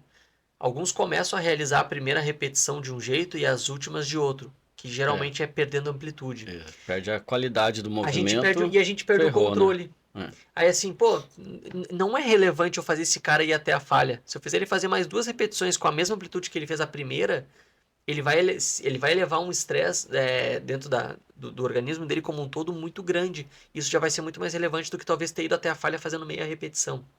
Então eu vejo que muitos às vezes querem levar para a prática essa parte da falha, mas peca nessa questão da amplitude ou de qualquer outra variável ali que se tenha controlando o treino, né? Então, acho que antes de olhar para isso é ver nesse sentido, né? Perfeito. E Gui, como é que tu avalia e tu gosta de abordar essa parte da divisão e frequência de treinamento para o pessoal, assim? Legal. A gente tem um estudo do grupo do Charles Lopes, que ele é um clássico, né? Eu acho que o autor principal, o Felipe Brigato, se eu não me engano. Acho que ele é de 2020. Eles descobriram ali que um grupo, e agora eu confesso que eu não lembro se eram pessoas treinadas ou não, eles descobriram que quando eles pegaram um grupo que treinaram, por exemplo, peito, 6 séries na segunda, 5 séries na segunda-feira, contra um grupo que fez de segunda a sexta uma série por dia, ou seja, equalizou, né, as mesmas quantidades de séries ao final, mas com maior frequência, quem treinou com maior frequência hipertrofiou mais. E o Charles Ops foi num podcast, se eu não me engano, ele fala que aquilo ali só foi benéfico para aquele grupo porque eles não estavam acostumados. O Jonato Prestes fala, o melhor treino é aquele que tu ainda não fez. Então parece que essa coisa do causar algo que teu organismo não esteja acostumado, mas mantendo algum controle de carga numa equalização, parece ser mais relevante. Mas por que eu vejo uma aplicabilidade muito grande nessa forma? Eu vou citar um exemplo que eu usava desde lá da cooperativa, né? O, o marombeiro ia treinar peito na segunda, Famoso costas, Dia Mundial do Peito, né? costas na terça, e na quarta ele treinava ombro junto com perna. Ombro com perna, né? E na quinta, ele não treinava tão forte peito, ele não conseguia levantar a mesma carga no supino que ele fazia na segunda. Pô, aquele treino tá volumoso demais a ponto dele perder condicionamento na quinta. E aí hoje a gente vê assim, tá, então o que seria mais vantajoso? Porque esse ABC era um clássico antigamente, né? Ombro com perna, né? Hoje eu vejo assim, eu acho bem absurdo, assim. Mas a gente olha hoje em dia, o que eu penso assim? Bom, de repente, se ele controlar a quantidade de séries que ele faz total para cada grupo muscular, então dividir isso melhor na semana, será que se ele não fizesse esse peito na quinta, mas fizesse na sexta, ele já não teria recuperado a força a ponto de treinar mais pesado? Beleza, mas ele ia ter só sábado e domingo de descanso para realizar de novo na segunda. Tá bom, então se ele fez 12 séries na segunda e ele fizesse 9 para fazer peito de novo na quinta, primeiro que ele já ia se sentir frustrado, porque hoje em dia ainda também, mas mais antigamente, se tu não desse tudo que tu tinha lá, não tirasse todo aquele pump do peitoral, não valia, né? Exato. Mas esse controle de carga, então entender que essa coisa assim, pô, a frequência às vezes ela pode ser eu não preciso me matar num primeiro treino, ou eu não preciso sair completamente exaurido com essa musculatura, ou eu não preciso sentir queimação, fazer drop set e ir até a falha, porque isso vai me dar ganhos hipertróficos maiores lá na frente. Eu penso que para muitos isso pode funcionar. E é com base nisso que eu falo assim, diluir um volume total em mais frequências na semana. Que eu resumidamente vou dizer assim, algo mais parecido com full body. Eu ia dizer, quando começou a falar ali, geralmente é Não uma é que coisa assim, não é que é chega a ser, não é o full body. não chega a ser um full, né? Mas a Isso. gente consegue mensurar ali, Isso. pensando também em pontos fracos, né? Se a gente Isso. começa a olhar isso pro cliente ali, pro atleta, Exato. ele vai trabalhar uma carga maior de volume onde ele tem que E melhorar, muitas vezes a gente olha, isso já se faz no fisiculturismo há muito tempo, Exato. né? Por exemplo, não sei, vou falar um exemplo daí depois tu fala, tu explica melhor se é bem por aí ou não. Mas, por exemplo, tem um dia que tu faz para arrebentar o ombro, teu deltoide, e ele é um ponto fraco teu. Então tu vai ter que Correto. treinar ele 3 vezes na semana. Um dia para dar no meio dele, o outro é para treinar pesado, mas é menos do que nesse outro. E o outro é só uma série de, sei lá, 100 repetições. Um estímulo ali, né? Um estímulo. Eles chamam assim, um estímulo. É muito comum, já se usa há muito tempo. Exato. O que é isso? É só aumentar a frequência. Mas claro que entram várias coisas para discussão, né? Por exemplo, pô, mas eu ainda tô dolorido, dá para treinar a musculatura? A galera tem medo dessa dor, Exato. né? Essa dor novamente, né? Exato. Tem um estudo de Nosaka, 1995, que é uma possível explicação de que pode. Mas é aquela coisa de novo, né? Quem pode? Quem pode? Né? Daí, que nem eu falei assim, pô, eu sou extremamente... eu com muita facilidade fico dolorido na minha musculatura. E eu tenho vários outros colegas, vários outros amigos que não ficam tão doloridos. Então eu sei que assim, não é que eu não seja condicionado, mas eu com muita facilidade fico todo quebrado de treino. É normal, tem anos isso. E tem uma pessoa que às vezes isso não vai ser tão relevante. Mas eu sei que se eu for treinar mesmo dolorido, eu ainda tô com o mesmo nível de força. Ou seja, eu não tô fadigado. Então tem toda essa questão para ser levada em consideração, mas quando eu falo de maior frequência de treino, eu quero dizer justamente disso. Mas é para quebrar esse paradigma antigo, né? ABC, peito, tríceps, costa, bíceps, ombro e perna. Né? Muita gente usou isso por muito tempo. Eu Exato. fui um que já usei muito também, né? E se a gente quiser discutir... Agonista, antagonista ali também, Sim, né? e se a gente quiser falar de lesão e cinesiologia também, né? Pô, muita coisa de peito tu vai usar feixes do deltoide. Pô, não vale a pena matar todo o ombro no dia de peito. E hoje a gente sabe cada vez mais que é legal mensurar, né, os grupamentos e saber que estão tendo ativações ali também, Exato. né? E saber assim que, Mas se a gente for considerar, todo o exercício vai trabalhar É, pelo menos um outro músculo. Se a gente for se basear em que ele tem que descansar no outro dia, não treina então nunca não mais. faz. Uma vez por semana e deu. Exato, é esse cuidado, né? Por exemplo, deltoide posterior, ele é adutor e extensor do ombro. Faz muito mais sentido treinar ele com costas. Mas um dia antes, ou pelo menos um dia depois de costas, tu tem que fazer esse de ombro porque é o teu É ponto o dia. fraco. E aí tu não faz só o lateral e o anterior, tu faz o posterior também, né? Então, eu acho que é essa interpretação e ver o que, que funciona melhor para cada pessoa. Mas com todos esses respaldos, né? Perfeito, Que nem Gui. se tem um artigo de 95, mas é provável que a amostra que tinha lá, os resultados ele não sejam aplicados para indivíduos que a gente atenda hoje em dia. Eu acho que é esse cuidado, assim, para ter essa tomada de decisão, né? Porque no final, coisas diferentes podem proporcionar os mesmos resultados, né? E um problema de rede social hoje, às vezes, é isso, é a galera querer dizer como que tu tem que treinar teu aluno. E às vezes é simplesmente isso, assim, não, eu tô com ele há um tempo, e se tu estudou, tu sabe explicar bem por que que tu tá usando cada uma daquelas coisas ali já é o suficiente, né? Às vezes a galera me manda assim, pô, olha esse agachamento aqui, Gui. Assim, cara, não vejo problema. Sim. Mas aquela perna, aquele joelho ali para dentro, assim, cara, essa Vai pe... entender o porquê, Exato. né? Essa pessoa pode estar fazendo isso há muitos anos e se tentar mudar vai doer. Ela tem alguma outra limitação, alguma outra condição que faça ela fazer dessa posição. E Não existe um certo e um errado, né? Vai ter toda essa questão. Eu acho que se resume bem a isso, né? Tu vai saber treinar melhor o teu aluno, claro, não, mas eu quero a tua opinião. Ah, beleza, é diferente. legal. Se eu for atender essa pessoa um dia, eu investigaria isso, isso e isso, né? Para saber se eu tomo essa conduta, sigo esse caminho ou não, né? Mas aí a galera busca sempre isso, né? Qual é o certo, então? Não tem o certo, né? Que nem no meu caso, Gui, talvez tenha também já de alunos que passou, né, ou está contigo. Eu tenho aluno que tem cirurgia no fêmur, tem, né, acidente, não Aham, pode, né, tem ali ele eu chamo ele de biônico, né? aham. Ele tem ali aquela parte do fêmur ali, é um titânio ali, né? Tá, Então no, ele, no quadril? isso, no Ah, quadril. tá. Então ele tem Uma artroplastia isso, total, então. então ele tem algumas limitações, Tá, realmente. Então alguns exercícios a gente consegue fazer, outros a gente tentou, viu que não deu normal. certo, né? E nem por isso ele não deixa de treinar. Perfeito. Eu tenho um aluno que ele é jogador de golfe. Aham, Então a gente faz exercícios específicos para ele poder ter rendimento de força, explosão, legal. né? Agilidade e mobilidade, mas perto do dia de jogo, que é hoje o treino dele, por exemplo, Aham, cara, a gente faz um treinamento totalmente diferente.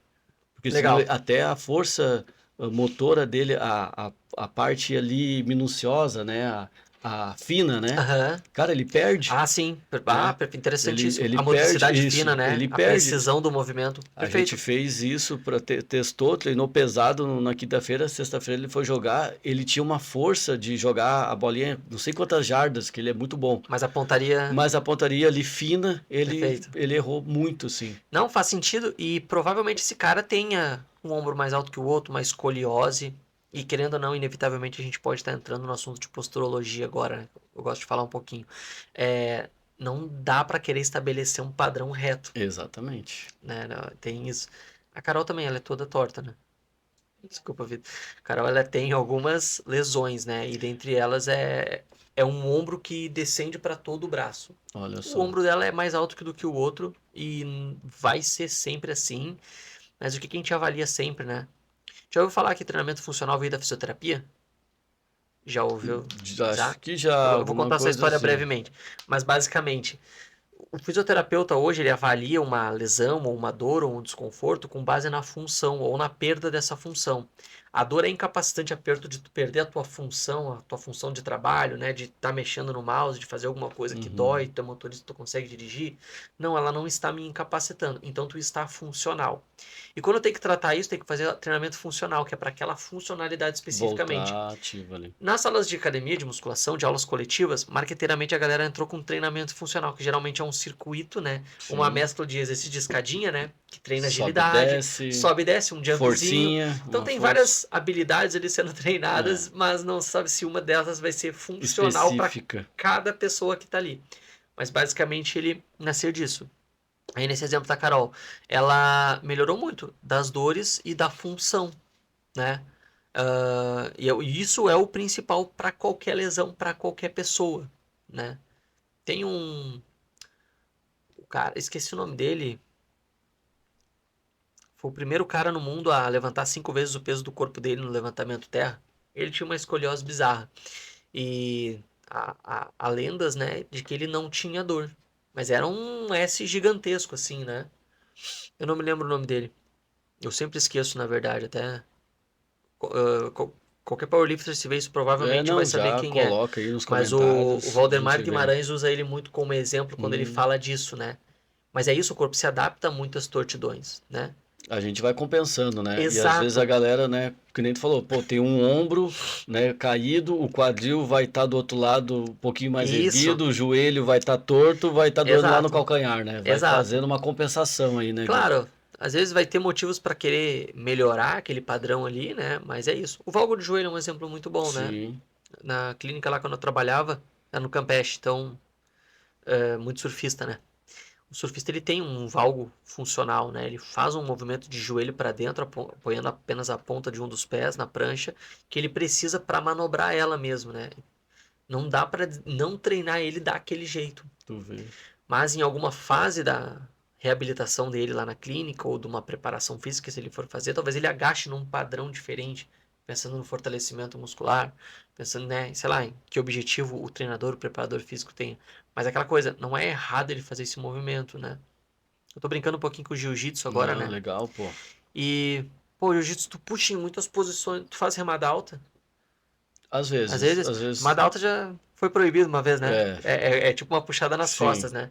É um ótimo exemplo da gente falar disso, né? Então, por que a remada alta é um suposto problema, né? Porque é uma abdução em rotação interna, né? Então, é onde há maior diminuição do espaço subacromial. Sim. Ter uma diminuição do espaço subacromial não significa, pelo menos não que todas as pessoas, vão ter um esmagamento daquelas estruturas que tem ali, né? Que é o supraespinhal, a bursa e o tendão do bíceps longo. Mas agora tu te expor a treinar naquilo ali, no longo prazo, e às vezes até por sorte tu dá o tempo de descanso necessário, vai fazer tu te condicionar a fazer de novo e não vir a ser um problema. O jiu-jiteiro, ele não faz um movimento robótico como muitos Uhum. ensinam na sala de musculação. Ele puxa de qualquer jeito, meio torto. E aí como é que tu não vai treinar o cara assim meio torto nesse sentido, né? Puxando de uma maneira mais assimétrica.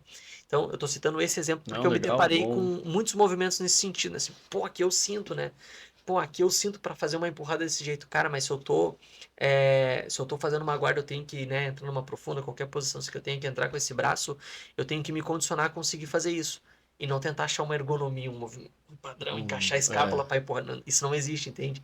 E qualquer esporte vai ter que ser avaliado as, essas especificidades, né? Eu vejo o movimento dessa forma. Mas como o boom todo gira em torno da musculação, né? É importante a gente comentar isso. boa. Gui, a galera tem muita confusão sobre levantamento terra, o RDL e o stiff. Explica pra galera aí essa diferença para quem é leigo e até quem é professor às vezes dá uma confundida ali e diz, não, esse é o stiff com o joelho dobrado, esse é o RDL porque sabe o que, que significa e já joga, não, é o levantamento terra que eu tô fazendo, terra sumô, terra. Perfeito. Fala pra gente aí da tua experiência, o que, que pode ficar mensurado assim e gravado na mente da galera que tá assistindo aqui. Cara, então, o stiff e o RDL são coisas diferentes.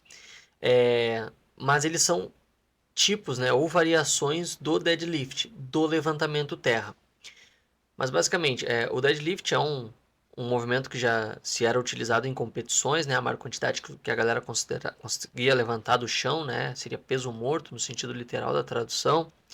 E a gente tem o artigo que eu uso sempre para elencar isso, porque ele faz um resgate mais histórico, é um estudo de Piper de 2001, que ele traz pelo menos 4 variações ali do deadlift.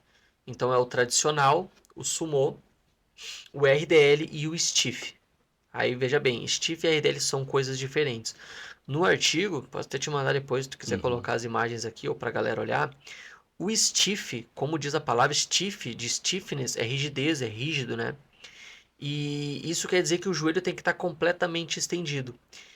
Na prática, se a maioria da gente, sei lá, 10 até é pouco de eu falar de a cada 10 um vai conseguir, mas vamos lá, a cada 20, 30 um vai conseguir, com os joelhos completamente estendidos, fazer preservando o máximo que conseguir as curvaturas da coluna, a grande maioria não vai conseguir. porque esse joelho em maior extensão, né, ele alonga mais o posterior na extremidade distal, ele é um flexor do joelho, se eu estendi mais, eu alonguei mais ele. E ele vai puxar essa pelve em retroversão, e a pelve em retroversão é o que arredonda mais a lombar, perde a curvatura da lombar. Não que isso seja necessariamente um problema, mas preservar o máximo que conseguir essa curvatura toda da coluna lombar com a torácica e descer em flexão de quadril, mantendo o joelho reto, rígido, estifado, né, stiffness, né, o joelho reto, a grande maioria não consegue.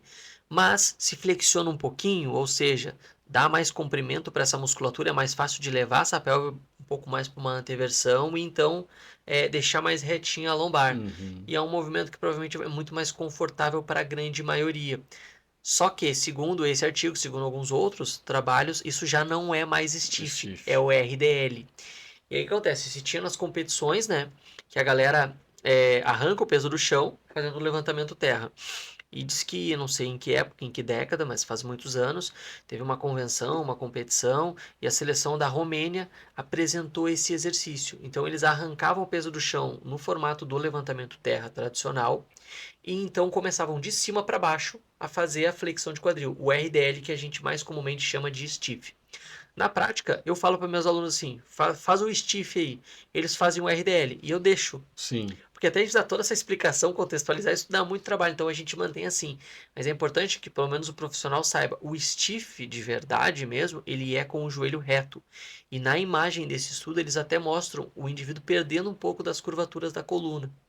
E aí é aquela coisa, não parece necessário ter que ficar com a coluna completamente reta. Ou pelo menos a grande maioria não vai conseguir fazer. Mas quando flexiona, consegue. Então muitos têm, consigo fazer assim. Tá, mas assim já não é mais stiff, é RDL. Uhum. Então tem essas diferenças principais. Em competição, tu vai ver a galera fazendo, porque parece que eles conseguem levantar mais peso, ou terra tradicional ou terra sumô. Em algumas brigas ali de terra tradicional, geralmente, o movimento sai um pouco mais, que eu chamo de estifado, ou seja, o quadril sobe um pouco mais, ele já não parece usar mais tanto torque de extensores de joelhos, né? Isso não é errado, isso vai ficar mais semelhante a um RDL, mas o que eu quero dizer com isso? Que em competição, provavelmente tu vai ver terra tradicional e terra sumô, não tanto esses outros. E dentro da sala de musculação, ou até nesse artigo, os atletas, né, reportam os autores, eles colocam no artigo que quando eles realizam o RDL, eles sentem mais a extremidade proximal do posterior de coxa ou o glúteo. Aí tem, essa semana eu postei sobre isso, né, muito curioso. Tem um vídeo de um rapaz rompendo o posterior de coxa fazendo um Caramba, stiff. olha A só. imagem é de costas, não dá para ver de lado, assim, no plano sagital, se ele realmente está com o joelho flexionado ou não, mas ele parece romper o posterior. Na prática, se tu travar teu joelho agora em extensão e descer em flexão de quadril, tu vai sentir é provável, tá? Não dá pra generalizar, mas é Uhum. provável que tu vá sentir o alongamento ou a dissipação dessa força muito mais atrás do teu joelho do que ao longo da coxa, do posterior da coxa. Ou seja, parece que essa sobrecarga é muito mais dissipada no tendão do que ao longo do músculo, que é onde tem unidades com estruturas Uhum. contráteis. E quando tu dissipa lá, tu força muito mais tendão do que o músculo. Aí tem essa questão, e aí é onde eu falo assim, parece ter um custo-benefício muito melhor em fazer RDL do que stiff.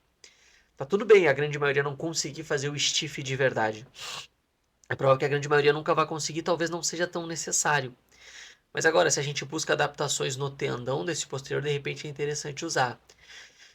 Eu usei na prática da reabilitação do joelho de uma menina que ela era uma ex-ginasta e ela tinha uma flexibilidade muito boa. Sim. Ela é uma que conseguia. O Valdemar Guimarães, ele fala que o stiff de verdade era para ser feito uma vez a cada 15 dias, porque demorava mais tempo para se Uhum. recuperar. Eu não sei o quanto ele está de acordo com isso que eu estou falando, de dissipar mais no tendão ou não, mas faz sentido. Se é algo que agride muito mais outras estruturas ali da posterior da coxa, precisa de mais Preciso. tempo de recuperação. E tendão é um bom exemplo disso, porque ele não sofre tanto aporte sanguíneo quanto a fibra muscular propriamente dita. E quando eu utilizei na prática com essa aluna, por exemplo, a Carol também fez, Uhum. eu sempre usava nesse modelo. As raras pessoas, que geralmente são mulheres, que tinham uma flexibilidade para manter a coluna relativamente confortável enquanto faziam um stiff de verdade, eu passava uma vez a cada 15 dias. Mas era pensando em trabalhar mais esse tendão lá, fazer uma tração mais nele do que só ao longo da fibra muscular. Porque se a gente tem uma lesão hoje de estiramento de posterior de coxa, geralmente ela se dá ali num bíceps femoral longo, não quer dizer que não precisa fortalecer ou trabalhar essa estrutura mais passiva que é o tendão. Então, eu sempre acabo utilizando quando eu vejo uma real necessidade e condições do aluno ou da aluna realizar. Mas Boa. basicamente são diferentes, a gente chama de stiff, que na verdade é RDL. Gui, fala pra gente assim, os exercícios também como a fundo, o búlgaro, eles estão ganhando cada vez mais espaço na mídia, né? A gente vê a galera usando ali com halter, usando com a barra guiada, né? Que critério tu mensura para colocar esses exercícios como base num suporte de treinamento aí da galera comum, assim, vamos pensar.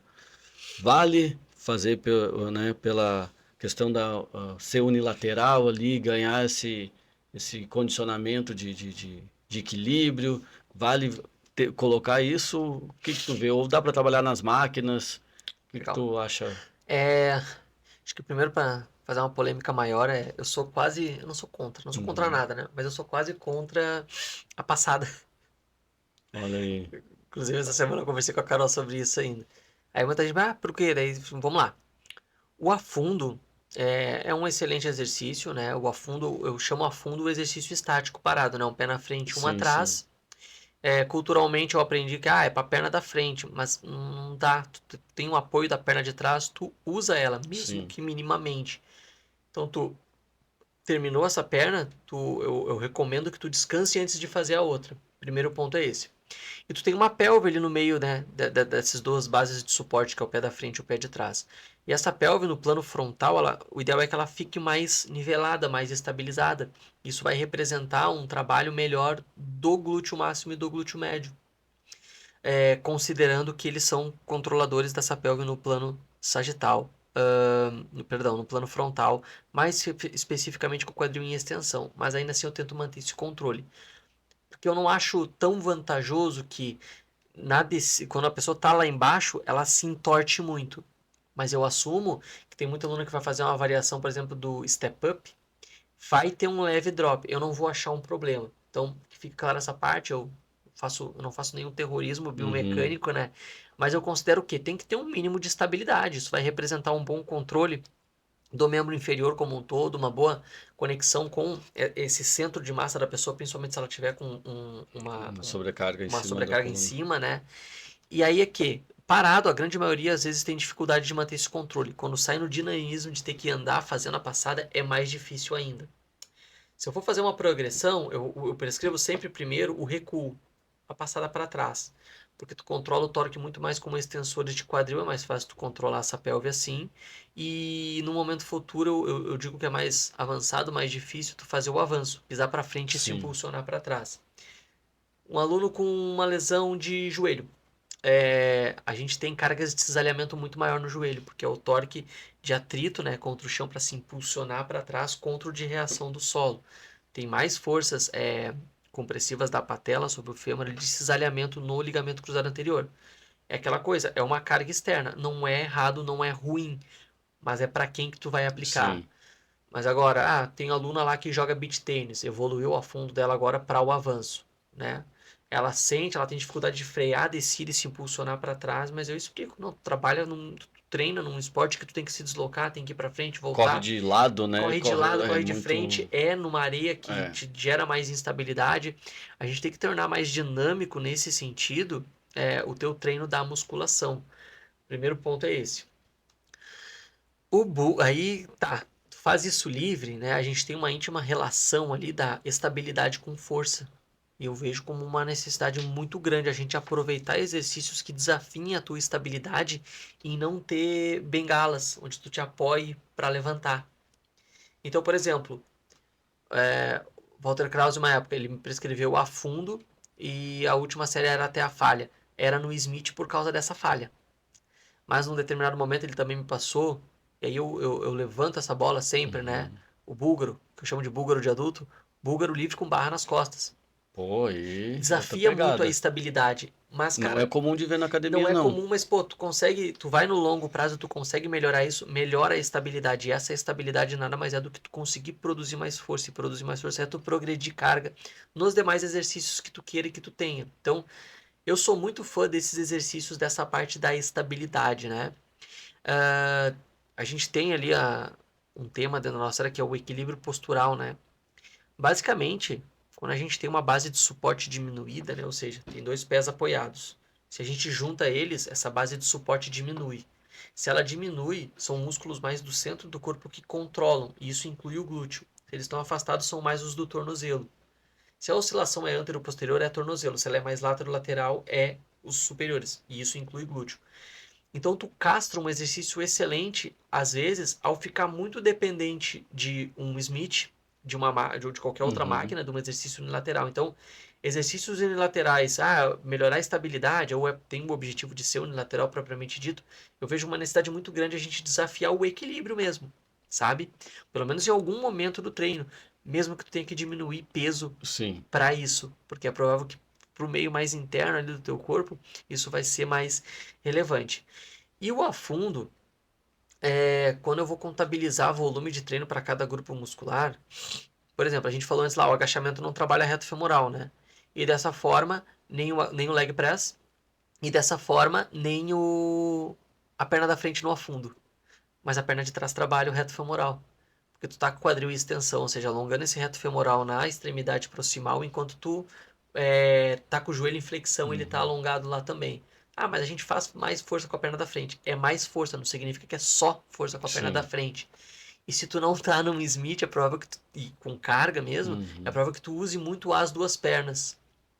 E aí é aquela coisa, tô sentindo a perna de trás, tá tudo bem, não tem problema, não tá errado, né? Ele é porque culturalmente se falava que era pra perna da frente, não, ele é para as duas. Então tá tudo certo e é bom tu sentir as duas pernas, né? Então, acho que o que eu penso de exercícios unilaterais é isso.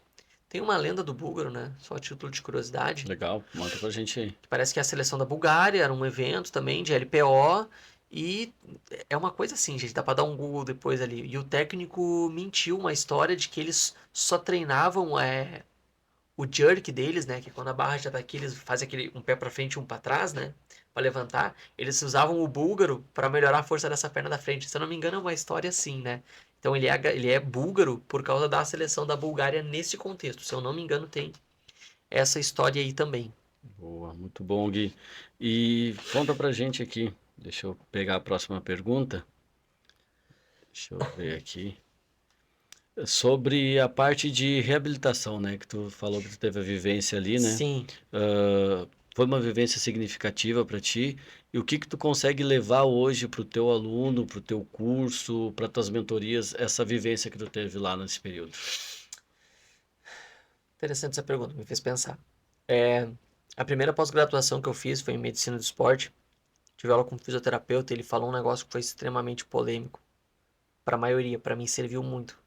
Que ele falou assim, uma pessoa que vai de encontro até com o que eu falei lá no começo, uma pessoa que treina toda torta, toda errada, vai ser melhor do que se ela não fizer nada.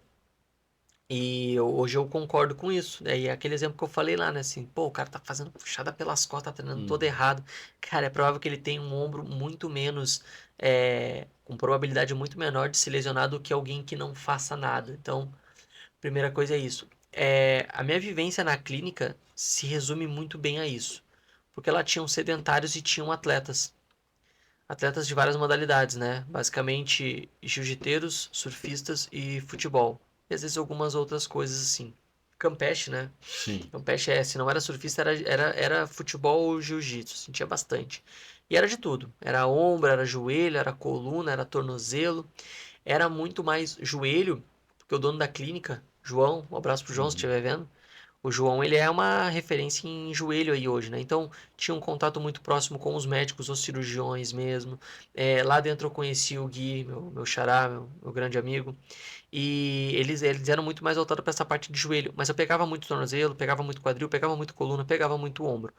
Quando a gente ia pra prática, era muito comum, eu brinco com isso até, né, muitas vezes, né, quando eu estava quase finalizando o atendimento, assim, a recuperação de um paciente, porque lá, assim, eu carinhosamente chamava que a galera que eu atendia eram os menos quebrados, né? Uhum. Porque se estava muito quebrado, era pro fisioterapeuta. Conforme ia melhorando, eles passavam para mim. Porque era o momento que geralmente aquela pessoa ia buscar uma academia, uma musculação. E eles Sim. me contrataram porque estava tendo muita incidência de relesão.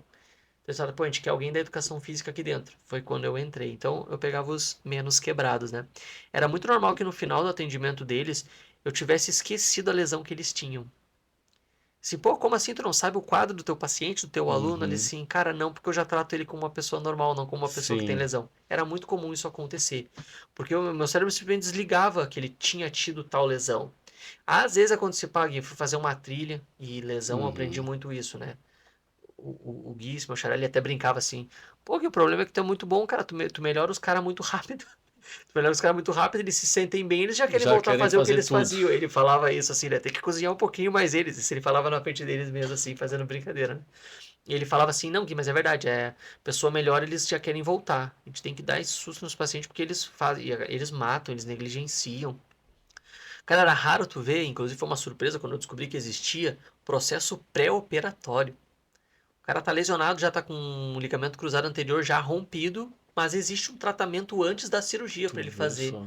para melhorar todas as sequelas que ele vai ter da cirurgia, porque a cirurgia só em si abrir o joelho ele já é muito agressivo. A imobilização que ele vai ter que passar já é muito agressiva. Então existe um processo pré-operatório, mas eram raros os que faziam. E eu pude ver que muitas vezes, né, baseado nessa coisa assim, pô, esqueci a lesão que tu tem porque tu já tá bem, e tu tem que pensar isso, tu pode fazer tudo. Sempre em contato com os físicos, sempre em contato com os médicos, né, trocava o WhatsApp e tal. Então, uma vez eu quase assisti uma cirurgia de dentro do bloco. Acabei Caramba. não indo, mas Sim. enfim, é uma experiência que eu deixei passar. Mas pude ver vídeos, né, próximos, assim, é Uhum. muito legal. Mas o que que eu aprendi? Que, cara, a dor não tem necessariamente nada a ver com a lesão. Tu vê. A dor é uma parada muito complexa. É, vou dar um meu exemplo agora, né? Eu competi no jiu-jitsu agora dia 27. 27, Carol? Dia 27 de. Não, não foi 27. 17. 17. Dia 17 de 27. maio. Eu competi no jiu-jitsu e eu tomei uma finalização lá. E foi no pé, assim, né? Meio no pé, meio no tornozelo. Eu bati na hora, foi confortável, mas conforme eu Uhum. fui esfriando, começou a doer. Começou a inchar, eu fiquei mancando por 2 dias, tava bem desconfortável. Aí saí de férias e tal, a gente viajou, voltei, aí ontem eu fui, pisei no tatame, né? Fui voltar pro jiu-jitsu. Eu não me senti confiável, confortável, com Lembrou da confiança. dor, Lembrei, sentiu. eu tô sentindo agora, se eu Uhum. mexo ali, eu sinto. Só que assim, eu tô conseguindo treinar, eu agachei essa semana, eu fiz terra, não tem nada que me impeça. Eu não corri, mas eu fiz cardio, assim, caminhada Uhum. acelerada e tal. Eu estou funcional dentro daquele assunto que a gente falou. Mas o que que eu me dei conta? É um fenômeno que muitas pessoas passam, que é a famosa cinesiofobia, medo do movimento. Exatamente. E eu vi assim, cara, desinchou meu pé completamente. É provável que não tenha nenhuma lesão ali se for fazer um exame de imagem, alguma coisa assim, né? Mas eu tô com esse medo. Até já contatei minha fisioterapeuta, inclusive, e eu começo a perceber isso. E aí, muitas vezes, quem me acompanha em rede social vai saber, é um problema muito grande quando alguns colegas nossos empacotam o aluno dentro de um padrão de movimento que eles querem dizer como certo. Porque quando esse aluno vem a ter alguma dor ou desconforto, e ele vai ter isso, é natural da Uhum. vida, não significa que ele é porque ele fez o exercício errado, mas ele vem e te fala, pô, acho que eu fiz o exercício errado, fiquei com uma dor aqui, assim, não, pode ser até porque tu dormiu e tu nem viu a posição que tu ficou na hora de dormir, é normal. Exato. E aí eu falo muito disso porque o corpo tem que ser livre para se movimentar, e a dor, ela é influenciada pelas crenças, pelo que é cognitivo para a pessoa. Então, aí tem inúmeros estudos que a gente pode citar, até do nicho da Carol, da parte da nutrição. Dois grupos, eu não vou saber ano e tal, mas se eu não me engano o autor é Weigter, Vaegter, Weiter ou Weiters. É um autor que publica muito sobre dor. Dois grupos. Um grupo, eles falaram que se vocês andarem de bicicleta, vocês vão ficar com dor. Se vocês andarem de bicicleta, e pro outro grupo, se Uhum. vocês andarem de bicicleta, vocês não vão ficar com dor. Se eu não me engano, acho que os dois grupos tinham lesão, histórico de lesão. O grupo que foi ameaçado de ter dor, ficaram com dor. O que falaram que não ia ter, não ficaram. Então, a gente é influenciado pelo que autoridades, né, profissionais falam. Então, eu vejo como um problema muito grande empacotar. Pô, se tu fizer assim, tu vai te lesionar. Não vai e não dá pra pensar assim. Cria esse medo, parece que. Exato, Acaba exato. acontecendo, parece, né? Acontece, e é literalmente isso. E aí, se a gente for falar em classificações da dor, eu nem me sinto confortável, estudei muito pouco para isso, né? Mas a gente vai ter ali diferentes tipos, né? Uhum. Dor neuropática, dor nociplástica, dor é, nociplástica, neuropática e nociceptiva, né? Vai ter 3 diferentes tipos de classificações e subclassificações. São várias, mas que de uma maneira bem resumida. É muito provável que uma pessoa tenha uma dor ou um desconforto ou um medo de um movimento, ou sinta dor, antecipe a dor antes de fazer ou tentar o movimento, com medo do que possa acontecer. E aí, enfim, tem várias ferramentas para se utilizar e trabalhar isso, mas o principal que eu vi lá na clínica foi isso. Como a galera é afetada assim por isso. E aí é um trabalho de encorajamento. Um exemplo muito bom disso, uma vez eu estava com uma paciente, joelho. Tava indo muito bem o tratamento dela e tal. E chegou um determinado momento, ela começou com dor, começou a encrencar, e eu mudava exercício, mudava a posição, tudo doía, né? Assim, que coisa, né? Que nada melhora, né? E eu fui conversar com o Gui, né? Que era o fisioterapeuta lá. E aí o Gui falou, não, Gui, essa paciente aí, ela teve um problema na família dela, ela tá passando por um problema meio sério. E fica tranquilo, o problema não é tu. Ele falou. E aí ali nisso ela acabou tendo algum motivo, ela trocou de horário e tal. Enfim, ela precisou, não lembro se era uma questão de luto, alguém que faleceu. Passou o período, ela precisou ressignificar aquilo, Uhum. trabalhar aquilo tudo. Ela simplesmente parou de ter dor. E é assim, a dor é literalmente essa, né? A IASP, né? Que é a Sociedade Internacional do Estudo sobre Dor, eles classificam a dor como uma experiência individual e subjetiva. Os pesquisadores de dor não gostam de usar esse termo, né? Ah, a dor é psicológica. Uhum.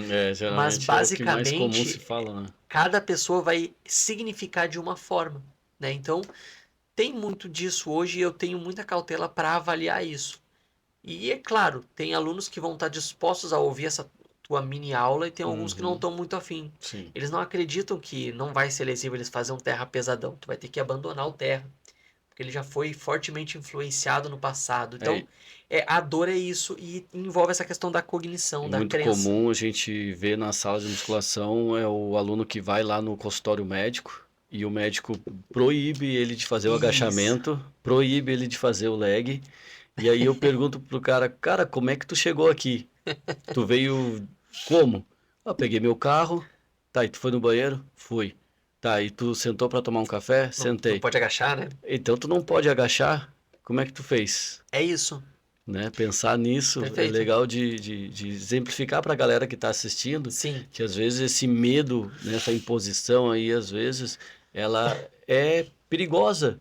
Porque eu digo perigosa porque deixa a galera de se movimentar, de Sim. buscar os movimentos naturais do E corpo, né, assim, Gui? aqui a gente está falando de uma dor física, mas Isso. a depender da recorrência disso, ela começa com flare-ups, com escapes, até se tornar uma dor crônica, acaba com várias experiências que tu pode ter positivo ali no teu dia, né? Então eu falo, hoje eu me identifico com isso, eu falo assim, é muito perceptível para mim hoje que eu tenho dor na coluna quando eu tô estressado. Eu tenho dor na coluna quando eu fico muitas horas do dia em pé. Mas se eu vou fazer um terra pesadão, eu não sinto Não sente nada. nada. Ou se eu tô viajando, eu tô curtindo, eu esqueci que eu tava com dor. E é É literalmente verdade. isso. E essa explicação, que eles chamam de educação em dor, faz parte do tratamento, né? Em diferentes âmbitos, né? O fisioterapeuta vai ter que fazer a parte dele, mas se tu tem um aluno que tá indo e voltando, ele é da tua alçada, né? O Uhum. profissional de educação física tem que compreender para fazer essa educação em dor. Mas tendo aquele respaldo, tá? Mas parte dessa dor pode realmente ser uma lesão tecidual. Sim. E aí sim tem que investigar. Não estou dizendo que não deva levar em consideração, mas a dor é dessa complexidade. E a maior experiência que eu peguei na clínica foi isso, assim, né? Muito bem.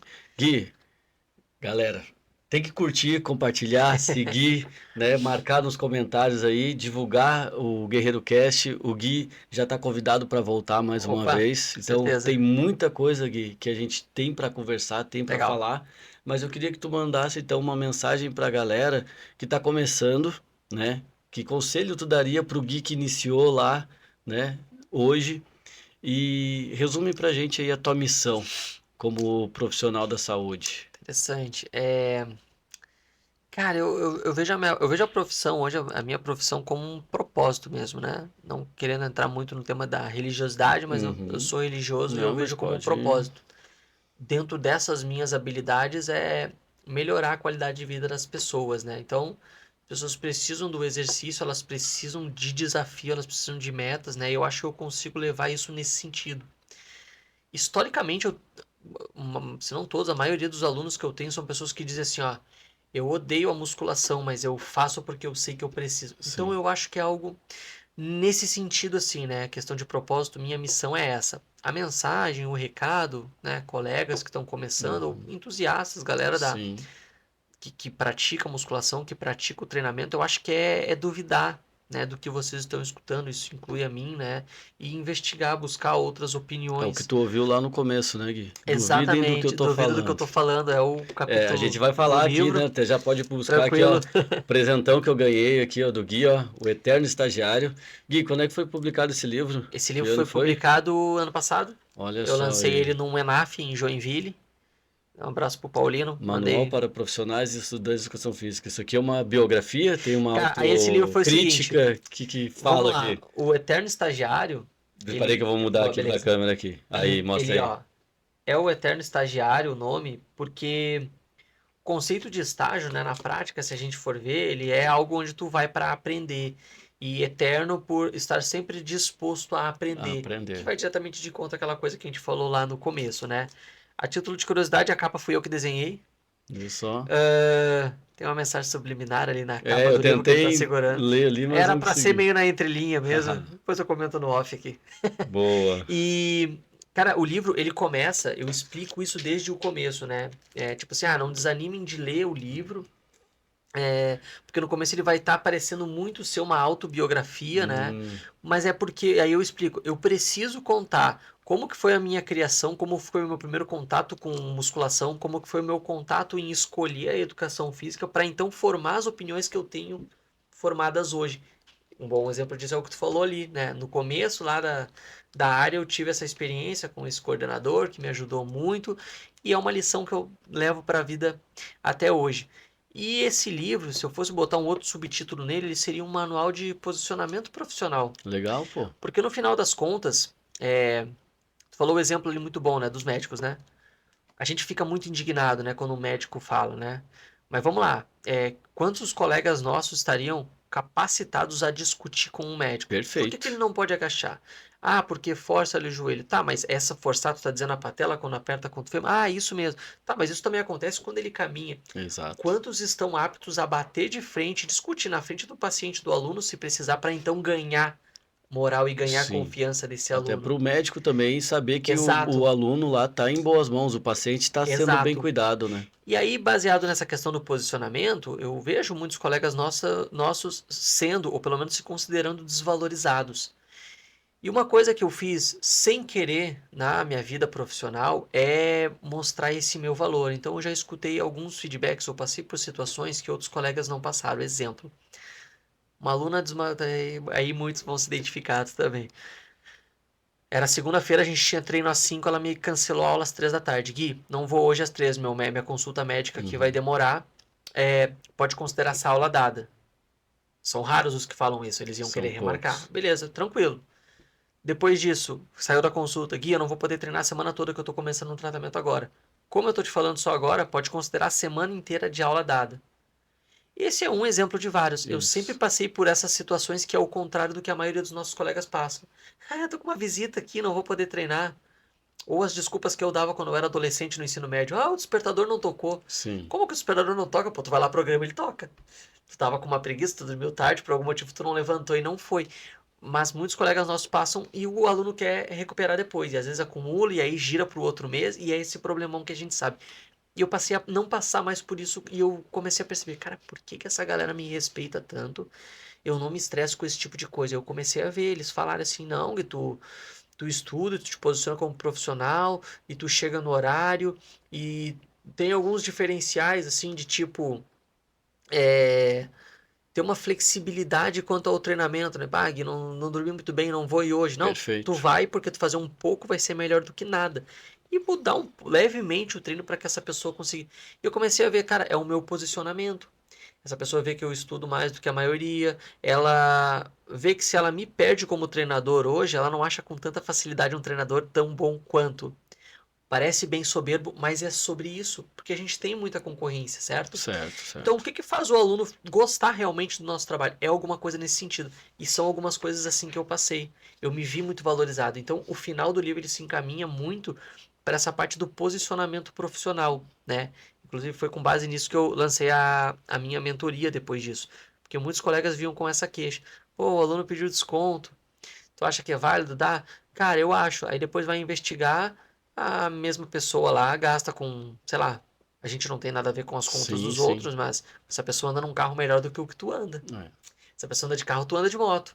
Essa pessoa, ela tem condições de pagar muito mais por ti, só que ela não te vê como uma prioridade como ela vê outras coisas. exatamente. Outros exemplos que eu já passei, né? Gui, vou ter que cancelar, conseguir uma remarcação aqui de uma consulta médica minha pra hoje. Assim, tá, e daí? Desmarca porque teu compromisso primeiro é comigo.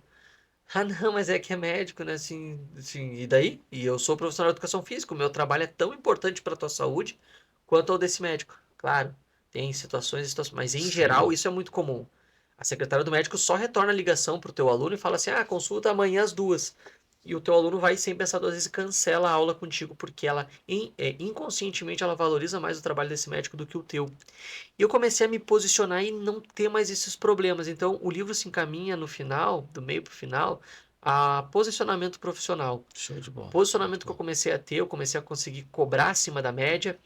Hoje, felizmente, eu consigo trabalhar bem menos para ter uma renda relativamente boa e tempo livre para seguir estudando e tentando empreender com os meus cursos no digital, com as consultorias e dentro dessas outras formas, né? Então, tem aquele título ali, mas é um livro de posicionamento profissional. Show de bola, Gui. Cara, quem quiser o livro, pode entrar lá na rede social do Gui, pode comprar lá, o Gui pode Esse eu trouxe pegar. pra ti, Joe, agora que eu pensei. Depois eu te dou mais um se tu quiser fazer qualquer tipo de Ó, sorteio legal, para vamos o fazer pessoal que sim, te vamos fazer. acompanha. Vamos fazer o Ou sorteio. pode fazer e depois, se for daqui, eu dou um jeito de entregar também. O pessoal Beleza. buscar, bem tranquilo. Ou eu Não, te show de entrego, bola. fica essa Ótimo, obrigado. Gui, a gente vai ter que disponibilidade. encerrar por aqui então o Tá ótimo. episódio, já deixando aqui o convite para te voltar, porque a gente tem muito assunto, muita coisa Legal. bacana ainda para falar. Bem acho. Fiquei devendo algumas perguntas aqui, mas eu descobri que o cara fala mais que eu. Então, tá maravilhoso, eu tô curtindo pra caramba e claro que o Gui é um amigo de longa data, a gente Ok. vem lá da nossa cidade de Gravataí, fomos colegas de faculdade, fomos colegas de academia, fizemos iniciação fitness juntas, achou umas fotos ali Dallas Mills. minha. Nossa, então assim, ó, tem muita história, muita resenha Tem. e com a correria do nosso dia a dia a gente acaba não conseguindo esse tempo para conversar. Então, já quero agradecer pela tua Perfeito. presença, pela disponibilidade de tempo de ele estar aqui, a noiva Carol também, que agora oficialmente já está convidada então para fazer um episódio, então tu vai ter que voltar, Vou ter que voltar né? igual, é. Vai Ficar ter ali que no fazer cantinho, toda a parte de bastidores que nela tá fazendo servindo bonito, água hein? ali. Perfeito. Então, Carol, tá convidada para vir aqui para a gente bater um papo. A gente vai negociar aí depois, tá? Ver a tua agenda. Então, assim, Gui, muito obrigado, né? Mais uma vez Obrigado, pela Eury. disponibilidade. Eu acho que a galera tem que ouvir profissionais que nem tu, não só o pessoal que vem aqui do fisiculturismo, do atleta, do treinador, mas um cara que estuda, um cara que busca ser diferencial. E às vezes você que estão ouvindo isso não tá entendendo nada, porque, cara, tu não tá estudando. Perfeito. Porque tu não tá buscando o que esse cara buscou desde o início da carreira, E que né? tá tudo bem, né? Tá tudo bem também, todo mundo Mas tem o seu momento. se incomodar e querer entender Cara, é o e eu tenho principal, né? certeza, eu sou um que tô incomodado nisso. O Gui acabou de ver o livro que eu comprei lá do Jonato. Eu tive no congresso. Aquele ali é o que eu citei. É, É, então assim, eu sou um cara incomodado que depois eu vou conversar com o Gui aqui, porque eu quero melhorar, eu quero legal. entregar o melhor para meus alunos, o melhor para mim mesmo como treinador, como atleta. Então, sai da zona de conforto, busca se chamar o Gui lá para conversar, para pegar uma mentoria, cara, ele vai te receber da melhor forma Com possível, né, Gui? certeza, com Porque a gente certeza. quer alavancar ainda mais a carreira do profissional de educação física, para ele ser tão quanto necessário e importante na vida das pessoas quanto o médico, o nutricionista, o Perfeito. fisioterapeuta, né, Gui? É exatamente. A gente tem essa incomodação quando o médico proíbe o aluno de fazer exercício, mas o que a gente está fazendo para mostrar Exatamente. tanta importância quanto? É mais ou menos sobre isso. Fechou, então. Episódio número 12. Guilherme, esqueci o nome, Gui? Roscov. Roscov, é isso aí, gente. Valeu. Valeu. Boa. Muito bem.